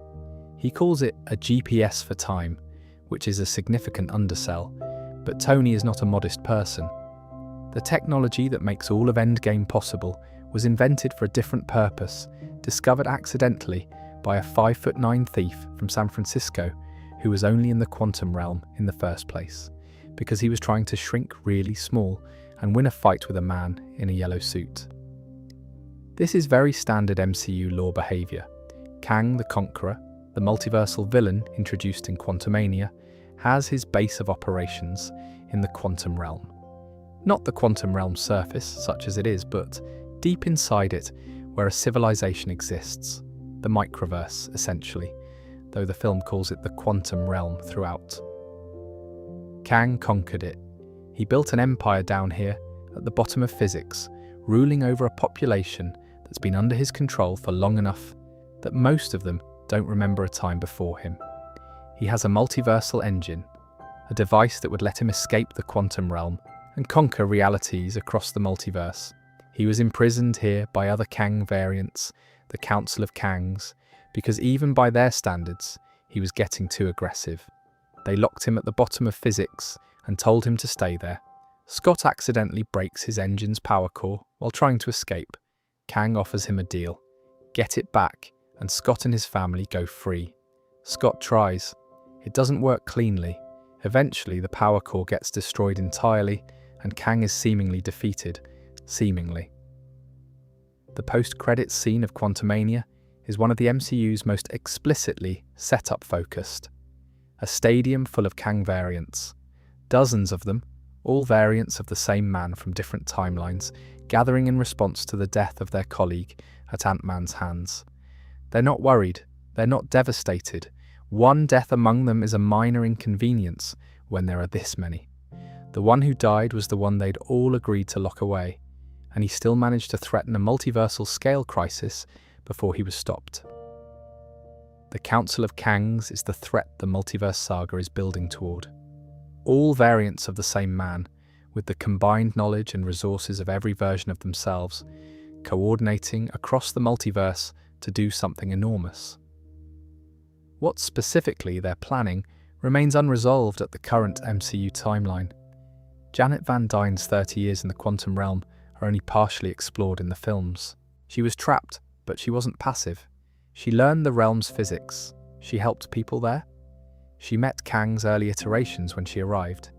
She's carrying things from those years that the MCU hasn't fully unpacked, and her experience is one of the more interesting underexplored threads in the franchise. One thing I find worth dwelling on is what it implies about the scale of the quantum realm, that Kang built an entire empire in it.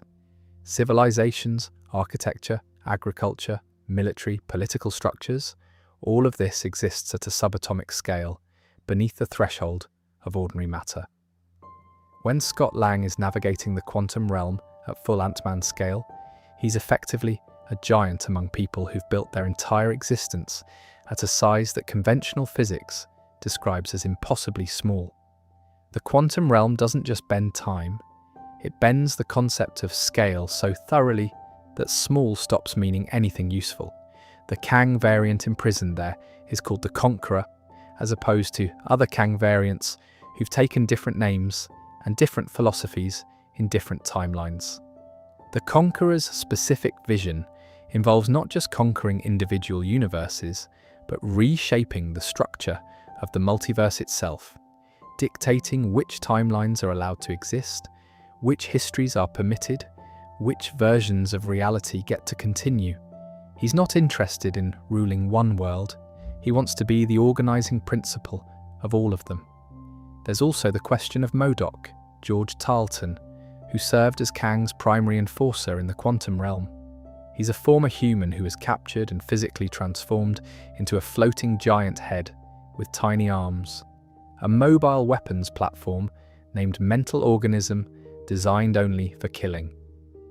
He's been working for Kang for long enough that he can barely remember being anything else. His arc in Quantumania involves a moment of recognition. He remembers who he was, or some fragment of it, and he uses what's left to act against the person who made him what he is. It's played with a strange tonal mix of comedy and genuine pathos that the film doesn't quite know how to fully reconcile, but the impulse is there. The person underneath the weaponization, making one last choice that the person they became wouldn't have allowed. The quantum realm, taken all together, is quietly foundational to a remarkable amount of MCU history. It's the mechanism for time travel. It's the mechanism for the size-changing technology that Ant-Man runs on. It contains the Kang threat that the entire Multiverse Saga is building toward. It held Scott for 5 years and changed everything. And it entered the story in a film about a man who talks to ants, which continues to be the most quietly delightful structural irony in the franchise. Since we're on the topic of the multiverse and the things that are becoming possible now that the sacred timeline is open, let's talk about what happens when you remove the guardrails from infinity. The multiverse is infinite. The MCU says this explicitly now and takes it seriously. Not, there are a few alternate universes we might visit as a novelty, infinite. Genuinely infinite. Every decision creates a branch. Every moment that could have gone differently has a version where it did. Every person has variants, other versions of themselves who made other choices, who lived in different circumstances, who became entirely different people, or became dead or became something barely recognizable as the person you know. This is an enormous amount of reality to suddenly deal with. For most of the MCU's first 3 phases, the Infinity Saga, the multiverse is implicit but contained. Time travel creates branches. Magic touches other realms. But the sacred timeline, as we discussed earlier, was pruning the worst of the branching in real time. The multiverse of madness refers to a specific condition: the unchecked proliferation of branches that began the moment Sylvie killed He Who Remains. That's what the title means. The madness is what it looks like when infinite realities stop being managed. No Way Home is the first place you feel it viscerally. The spell breaks and the multiverse bleeds through, not as a philosophical concept, but as specific people who walk out of portals looking confused and aggressive. Dr. Octopus from a reality where the Raimi films happened. Electro from a reality where the Webb films happened. Sandman, the Lizard, Norman Osborn. The MCU is acknowledging with this that every Marvel film that preceded it, the films made before the shared universe framework existed, the Sony Spider-Man films and the Fox X-Men films and the earlier Hulk film, are also real. They happened in other realities. The studio that once had to very carefully not mention anything from the Fox era of Marvel films is now retroactively folding those same films into its universe as alternate branches. It's an elegant solution to a historical problem, and it works mainly because the alternative is awkward. The 3 Peter Parkers in the same room is the multiverse paying off something the MCU has been building toward without quite knowing it. Andrew Garfield's Peter, in particular, seems to understand that he's been brought here to have something resolved, some emotional knot that the amazing Spider-Man films left untied. He's not wrong. Catching MJ is the resolution of his story's most painful, unfinished thread, even though it's not his MJ and it's not his world. The multiverse, in this instance, gives a character a grace that his own timeline withheld from him. Doctor Strange in the Multiverse of Madness takes the open multiverse and looks at it less optimistically. Strange and America Chavez travel through several realities in rapid succession during a dreamlike opening sequence, and the film uses this to establish something important. The multiverse is full of tragedies. There are realities where everything went worse, where the heroes lost, where Strange went darker. The Illuminati of Earth. 38 show Strange, a version of himself who sacrificed his own universe to stop Thanos. A defender Strange, who went full dark magic and caused an incursion between realities. The Illuminati killed him for it. An incursion is what happens when two realities collide. When a version of someone exists in a reality that isn't their own, dreamwalking is the mechanism. The friction between their presence and the native reality can cause the two universes to literally crash into each other and mutually destroy. This is not an uncommon phenomenon. In the comics, and the MCU is beginning to set it up as the mechanism for the next large-scale threat. Not a single villain, but the structural instability of the multiverse itself. Variants of the same people causing their realities to collide. Deadpool and Wolverine is the most explicit the MCU has been about folding the Fox universe into the main continuity. Wade Wilson and Logan in The Void, the graveyard at the end of time, where the TVA sends pruned realities, encounter characters from pruned Fox-era Marvel films. Elektra, Gambit, finally. Blade before the full Marvel Studios version arrives. These are characters from realities that were destroyed, now existing in a kind of limbo, waiting for something to change. The Void is ruled by Cassandra Nova, Charles Xavier's telepathic twin, killed in the womb but somehow surviving in astral form for years before escaping, now presiding over a junkyard of discarded realities. She's made a deal to use TVA technology to escape the Void entirely, which would destroy everything outside it. Wade and Logan fight her. They nearly die. Their combined healing factors are the variable that lets them survive. In the aftermath, the Fox characters get a send-off of sorts. Not resolution, but acknowledgement. They existed, they're remembered. The MCU is the inheritor of those stories, even if it can't continue them. The What If series operates in this space too, an animated anthology of alternate realities, narrated by the Watcher, a cosmic observer who is not supposed to intervene, but eventually does when the multiverse is under threat. What if Peggy Carter got the super soldier serum? What if T'Challa became Star-Lord? What if the Avengers were killed during their recruitment? These stories are all real within the multiverse framework. They happened in their realities. The Watcher watched all of them. There's something I find genuinely interesting about the multiverse as a concept in the MCU. It's the first time the franchise has embraced the idea that the story we've been following isn't uniquely precious. The main MCU timeline is one thread among infinite. Tony Stark's sacrifice in Endgame happened in this particular branch. In others, maybe he lives. In others, maybe it goes worse. The story we watched is the one we watched. It's not cosmically privileged above the others. The Watcher's role in What If is worth examining separately from the anthology format. He's an ancient being whose entire existence is defined by non-intervention. He observes, he records, he does not act. He watches a universe where Tony Stark dies before becoming Iron Man, and he watches Ultron win, and he watches civilizations collapse, and he does not intervene because the covenant he lives by says he cannot. What if Season 1's finale breaks this covenant, when the Watcher finds himself facing an Ultron who has collected all 6 Infinity Stones and is moving through the multiverse, destroying every universe it encounters? The Watcher assembles a team of heroes from different realities and multiversal Avengers to stop it.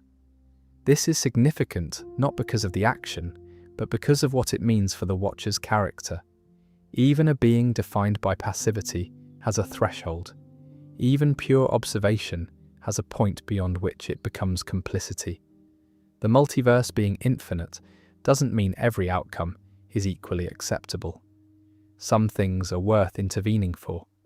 There's a version of this principle that runs through all of the MCU's multiverse material, The multiverse opens and it's terrifying and overwhelming and full of threats, but it's also full of different choices. In one universe, Andrew Garfield's Peter catches Gwen Stacy. In another, the worst version of Steve Rogers is the one history got instead of the best one. In another, T'Challa becomes a bandit king turned cosmic legend instead of a Wakandan prince. Every alternate is a reminder that the versions of these characters we've watched aren't inevitable. They're specific. They made specific choices under specific circumstances and became specific people. The multiverse makes the specificity visible. Whether that makes the main MCU timeline feel more or less precious is a genuinely interesting question, and I don't think it has one answer. I find it more meaningful personally. The universe where it happened that way, where Tony died and Steve got old and Peter Parker gave up his history, is one of infinite possible universes. It's also ours, the specific version we watched. Now T-Soren, running through the multiverse stuff and the magic stuff, and Wanda's entire arc is a specific object that keeps appearing in different contexts. An ancient book, a very bad book, and it's worth spending some time with it. The Darkhold's existence in the MCU is a quiet through line that connects several storylines across different shows and films in a way that only becomes fully visible when you step back and look at all of them at once. It's a book of dark magic, an enormous, ancient tome, ornate and unsettling, bound in a material that feels wrong to touch. In the MCU's mythology, it was written by Chthon, one of the elder gods, on the walls of Mount Wundagore in an age so old it predates most of human civilization. At some point, those writings were transcribed into physical books and distributed in some readings across the entire multiverse, with every universe containing a copy. Every copy is a direct transcription of what's written on that mountain. Destroying the mountain destroys all of them. Chthon is described as a god of chaos, not chaos in the way Loki is associated with it, playful and trickster-like, but primordial chaos, the absence of order as a force in itself. The Darkhold carries that energy. It doesn't lie to you exactly. It shows you what you want. It maps your desire onto the most direct path to achieving it, and that path tends to involve things you'd prefer not to do. The corruption is consistent across everyone who reads it. It amplifies obsession. It doesn't implant desires that aren't there. It takes desires that are genuine and removes all the qualifications. You love your children. You want them to be safe. You want to be with them. Those are all reasonable things. The Darkhold takes the "I want to be with my children" and removes every consideration of other people's well-being, every moral check, every reluctance, until it's the only thing. Until "be with my children" is worth any cost, including the death of everyone in your way. Wanda reads it after WandaVision. She's already exhausted and grieving. She reads it obsessively. By the time of Multiverse of Madness, she's been reading it long enough that the corruption is nearly complete. She still knows somewhere that what she's doing is wrong. There are moments where America Chavez, or Strange, manages to reach through the obsession and find the wonder underneath, but the Darkhold has built so many layers over her original judgment that breaking through requires something as significant as seeing her alternate children recoil from her in fear. The thing that finally gets through is not an argument. Arguments don't work on the Darkhold's version of Wanda because the book has already thought of all the counter-arguments and absorbed them. What works is showing her the emotional reality, that the children she's pursuing are afraid of what she's become. That love, in this form, destroys the thing it claims to seek. She sees it, and it breaks something open, and she chooses to destroy the source. She collapses Mount Wundagore. Every copy of the Darkhold in every universe is destroyed simultaneously. The mountain falls. Whether Wanda survives is left ambiguous. There's no body, no confirmation either way. That's probably deliberate. Doctor Strange's brief encounter with the Darkhold in Infinity War, he studies it looking for ways to stop Thanos, is small enough that the corruption doesn't set. but the third eye that opens on his forehead, after Multiverse of Madness, after he uses Darkhold-derived dreamwalking through a dead variant of himself, is a consequence. The magic changes you. It's not neutral. Using dark magic leaves marks. Agatha Harkness is the third significant Darkhold-adjacent character. She's introduced in WandaVision as the apparent antagonist, the witch who moved to Westview before Wanda arrived and has been quietly feeding on the Hex's magic, studying its source. She's not the real antagonist. That role goes to Sword Director Hayward and, in a diffuse way, to Wanda's unprocessed grief itself. But Agatha had the Darkhold and was using it. At the end of WandaVision, Wanda takes it from her and leaves Agatha in a modified version of her Agnes persona, a simplified looped identity, not quite imprisoned, but not free either.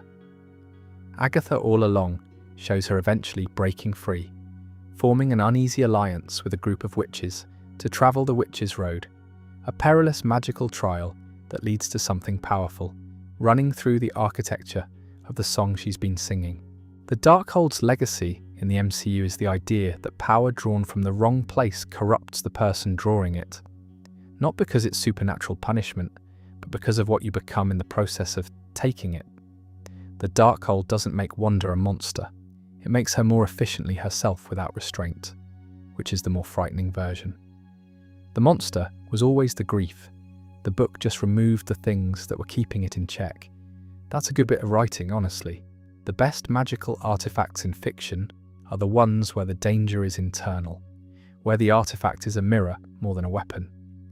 Magic in the MCU generally operates on a similar principle. The Sorcerer Supreme's training at Kamar-Taj is partly about learning to access power from other dimensions, but it's also, more fundamentally, about knowing when not to, about the discipline of restraint. The Ancient One draws power from the dark dimension because she's decided the good she does justifies it. Strange eventually concludes that's not a line he wants to cross. Wanda crosses it completely, and it costs her nearly everything.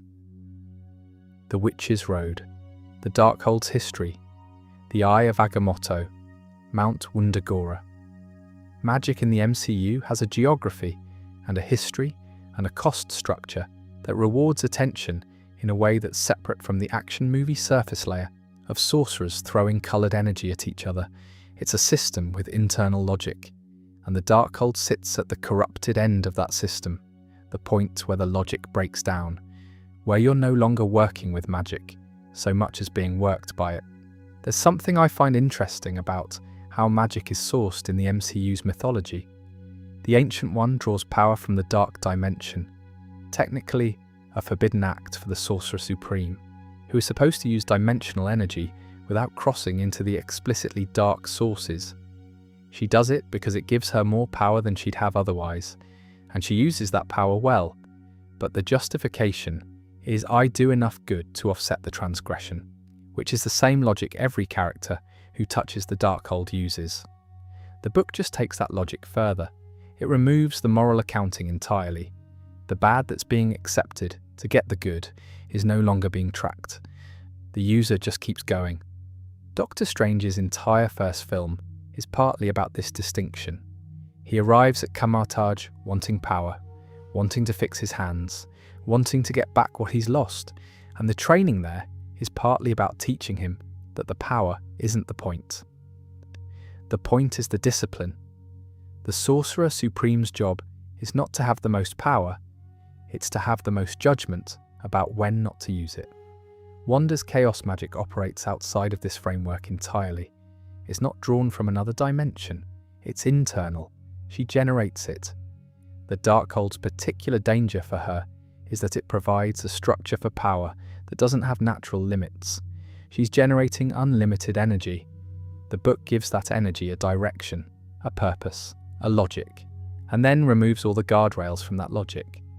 The magical geography of the MCU, Kamar-Taj in Nepal, Wundagore in Transia, the Sanctums in New York and London, and Hong Kong, the mirror dimension, the dark dimension, creates a physical framework for magic that makes it feel less like a superpower and more like a set of relationships. You're in relationship with the dimensions you draw from. You're in relationship with the objects you enchant. The Darkhold is a relationship with Chthon, whether or not you know it. Taking from it means owing something to the thing that wrote it. Speaking of things that have been threading through the MCU quietly and patiently from the very beginning, let's talk about the man who saw all of this coming and spent 15 years making phone calls about it.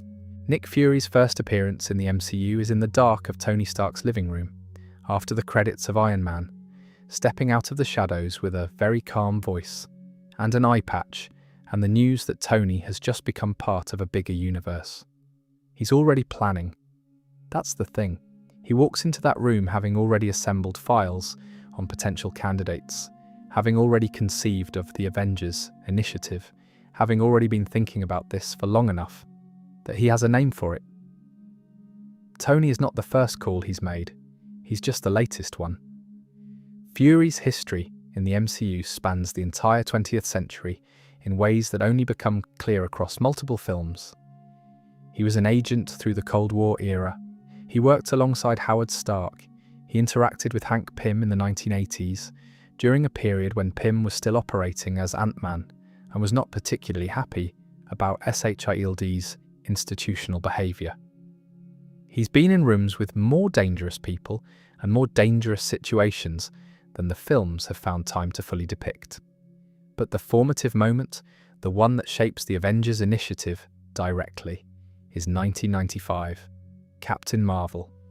He's younger, both eyes intact, working a desk job at a SHIELD facility when Carol Danvers crashes through the roof of a blockbuster video. He investigates, he follows the case, he ends up in space briefly in a Skrull ship, learning that the universe is considerably larger and more populated than SHIELD's files suggested.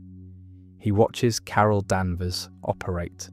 He watches what she's capable of, the sheer scope of power, the genuine goodness underneath the muscle. And he comes back from that experience and starts building a program to find other people with capabilities that conventional military force can't provide. He names the program after Carol's call sign, Avenger. He keeps a pager. One specific pager from 1995 kept functional because he's been waiting for 23 years on the chance he might need to contact her. They have an arrangement. She's out in the universe, doing work that needs doing, and she's given him a way to reach her for the genuinely catastrophic situation. The genuinely catastrophic situation arrives in 2018, and he pulls out the pager he's been carrying for decades, and he sends the signal, and then the snap takes him. Maria Hill stands next to him, and they both disintegrate. His last act is the signal. His second to last act is watching Maria go. The pager matters not just as a plot device, but as a character detail. Nick Fury keeps things. He has a file on Steve Rogers. He has contingency plans inside contingency plans. He has kept a 30-year-old pager in working order on the calculation that he'd need it. He's the man who plans for the thing nobody else plans for, in the time everyone else has decided there's nothing to plan for. His trust issues are consistently characterized as paranoia, in Winter Soldier especially, where his refusal to share information with anyone becomes a structural problem. He trusts no one fully. He keeps things compartmentalized. He lets the people around him believe they have the complete picture, while they don't.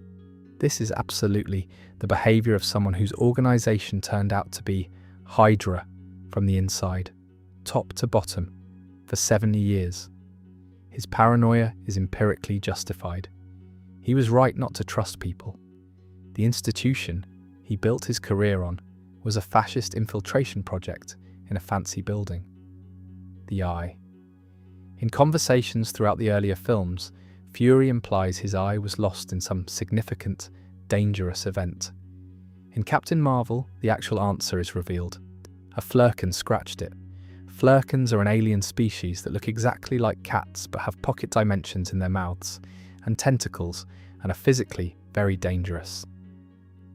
The Flurkin in question is Goose, who belongs to Carol, who is extremely cute and also terrifying. Fury lost his eye to what is effectively a cat. He has never told anyone this honestly. This seems correct. You wouldn't tell anyone this either. Secret Invasion is the chapter where Fury's post-snap life comes into focus. He's been in space, building Saber, a joint nation space station above Earth, serving as a first response facility for extraterrestrial threats. He's also been avoiding a responsibility he's been carrying for 30 years. He promised the Skrulls back in 1995 that he'd find them a planet, somewhere they could live without hiding. He's never done it. The Skrull population has been waiting, integrating into Earth society, maintaining their disguise as humans, waiting for a promise Fury made when he was young and confident, and couldn't see how long it would take. Some of them have stopped waiting. The Skrull insurgency and Secret Invasion comes from this, from the grief of a displaced people who trusted the wrong man for the wrong amount of time. Fury is not a villain in this story, but he's not blameless either. The show is honest about that in a way that the MCU doesn't always manage with its established beloved characters. Gravik is the insurgent Skrull who leads the attack. He's not entirely wrong in his grievances. He's entirely wrong in his methods. The tragedy of Secret Invasion is that the conflict it depicts is one Fury could have prevented if he'd delivered on a promise, and he didn't. And people died because of that. He wins eventually, but winning doesn't undo what the delay cost. Fury's defining characteristic through all of it, the scheming, the compartmentalization, the phone calls, the files, the plans within plans, is that he is always playing a longer game than the person he's talking to. He sees further. He prepares further. He is not a hero in the way Tony and Steve are heroes. He doesn't go in with a shield or a suit. He builds the system that produces the heroes. He makes the calls, he sends the emails, he sets the conditions. Without Nick Fury making that first post-credits phone call in 2008, there is no Avengers initiative. There are individual heroes operating separately, not pooling resources or knowledge. Steve doesn't know Bruce. Tony doesn't know Natasha. Nobody calls Thor. The Avengers as a collective response to a collective threat. That's Fury's creation. He saw what was coming before any of them did, and spent years building the answer. That is, in its own quiet way, heroism of a different kind. The kind that doesn't make the front page. And since we're already talking about things that happen after the credits, or before them, let's spend a little time with the post-credits scene itself, which is genuinely its own art form at this point, and has been quietly shaping how people experience these films since the very beginning. There's something that happens in a cinema when an MCU film ends its main credits and the lights don't come up. A low-level energy that passes through the room. People who are shifting toward their coats go still. The people who'd already made it to the aisle and looked back, they return to their seats, or at least hover at the end of the row. Everyone is waiting for the thing after the thing. The post-credits scene is not a Marvel invention. There are examples of it in films going back decades, but the MCU industrialized it and gave it narrative weight in a way nobody had before. In the MCU, the post-credits scene isn't a joke or a blooper reel or a grace note. It's often a small piece of the next story, a glimpse of what's coming, a door held slightly open. The tradition begins in Iron Man. After the main credits, Nick Fury steps out of the shadows in Tony's living room. I'm here to talk to you about the Avenger Initiative. That's it, 50 seconds. At the time, audiences who didn't follow Marvel closely probably found it pleasantly mysterious. Anyone who followed the comics knew immediately that this was something seismic. SHIELD was real in this universe. There was going to be a shared universe. Something was being built, and then every subsequent film added a brick. The Incredible Hulk. Tony Stark walks into a bar where General Ross is drinking and says, "We're putting together a team." This is an incredibly casual way to announce the Avengers are incoming. Tony's just at a bar. Ross is just having a drink. Superheroes are being assembled. The MCU is treating its own mythology with a lightness that makes it feel like the world has genuinely moved on to the next thing. Thor. Nick Fury brings Selvig to a facility and shows him the Tesseract, asks him to study it. Selvig agrees. And then we cut to Loki, watching from somewhere. And Loki smiles. He's already inside Selvig's head. He's already planned something. The post-credits scene of Thor is actually the setup for the Avengers 2 years later, planted quietly at the end of a film that nobody was entirely sure would work. The Avengers' own post-credits scene is the one that mattered most in retrospect. Thanos turns to face the camera. He smiles. That's the scene. 20 seconds. At the time, Marvel fans recognized him. Everyone else filed it under Intriguing Purple Man, return date unknown. 6 years later, that Purple Man's plan was the central event of the entire franchise.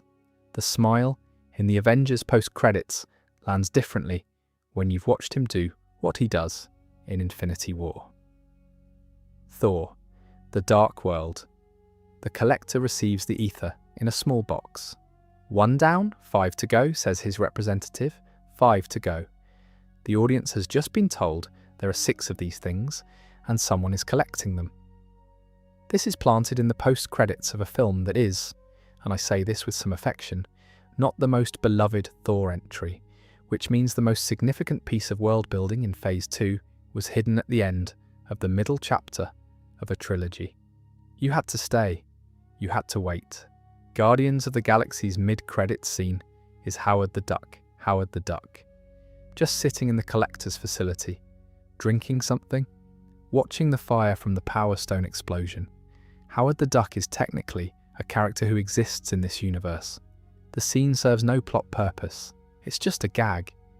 And it works perfectly because it happens right after you've watched a film about a talking raccoon and a tree that can only say 3 words. So your sense of what this universe accommodates has already been expanded considerably.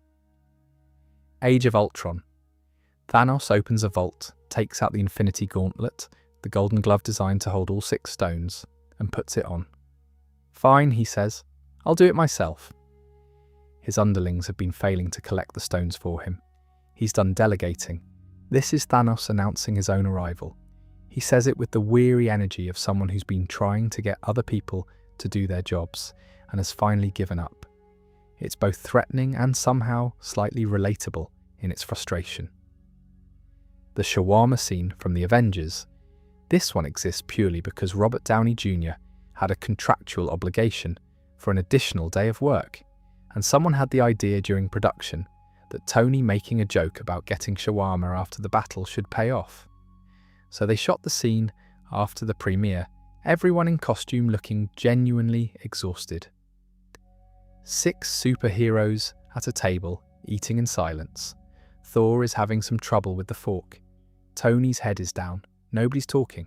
They won. It's over. They're just eating. It lasts about 30 seconds. People love it dearly. Endgame has no post-credits scene. After everything, after Tony's death, after the funeral, after Steve's goodbye on the bench.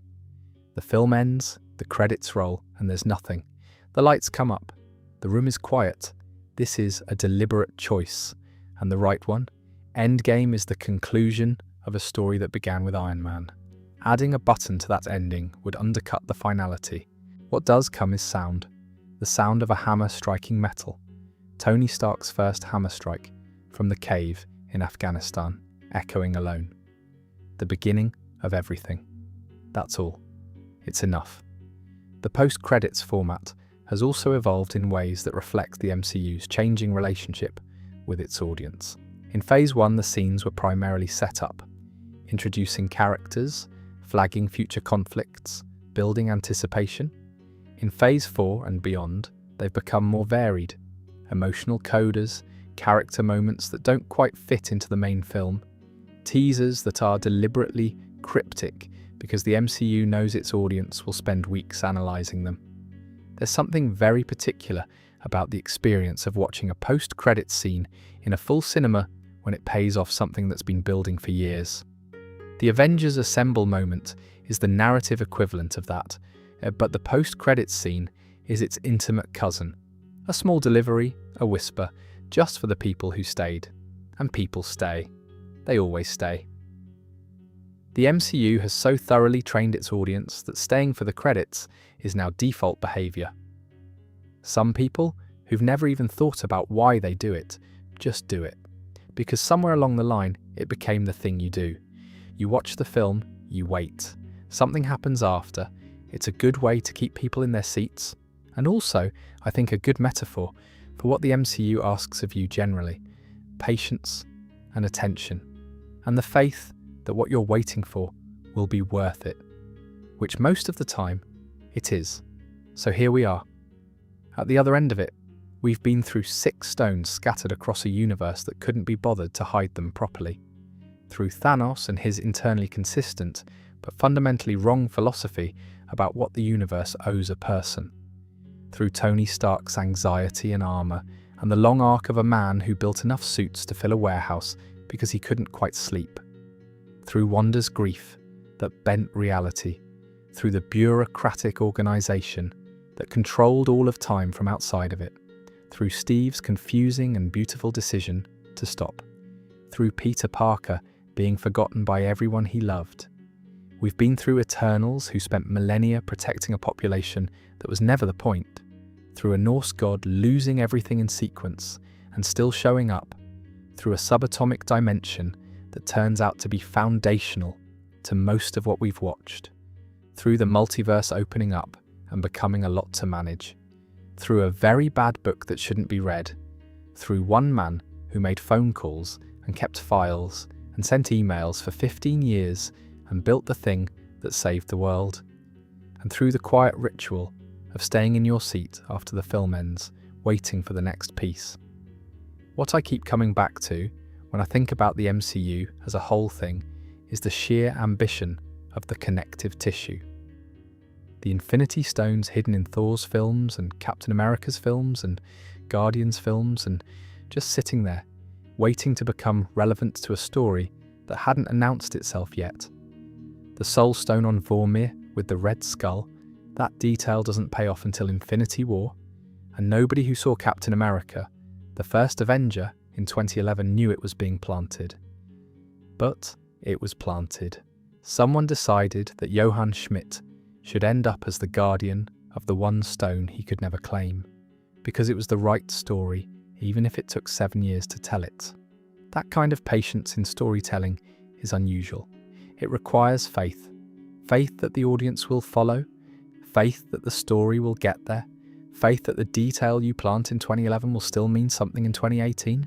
Most franchises don't have that faith. They plan one film at a time and hope the pieces assemble. The MCU at its best planned the pieces and trusted they'd be recognised. It doesn't always work. Not every film lands. Not every plotline resolves cleanly. The Steve Rogers time travel paradox has never been fully resolved, and probably never will be. Some characters disappear into the multiverse and don't come back. Some threads stay loose. That's fine. It's a universe. Universes have loose threads. But Steve is somewhere, presumably, living quietly by a lake. And Loki is at the end of time, holding every branch of the multiverse in his hands, making sure every story continues. And Peter Parker is in a small apartment in New York, making a suit by hand, about to figure out his next chapter. And Tony Stark is in a yard in upstate New York in 2015 or 2016, or wherever the memory finds you, making a joke that hides what's actually going on, working on something he can't stop working on. These stories are still out there. That's the thing about the multiverse now being open. Nothing's done. There are infinite versions of these people making infinite versions of these choices. Somewhere in the branching, everything turns out fine. Somewhere in the branching, it goes differently. Every version of the story is real. There's something oddly comforting in that, especially at this hour. All those stories running in parallel, all those timelines held together by a god who learned to be patient. We'll be back with more of this. There's no shortage of lore to get into. The Guardians, Black Panther, Carol Danvers, the mechanics of Wakandan vibranium, whatever the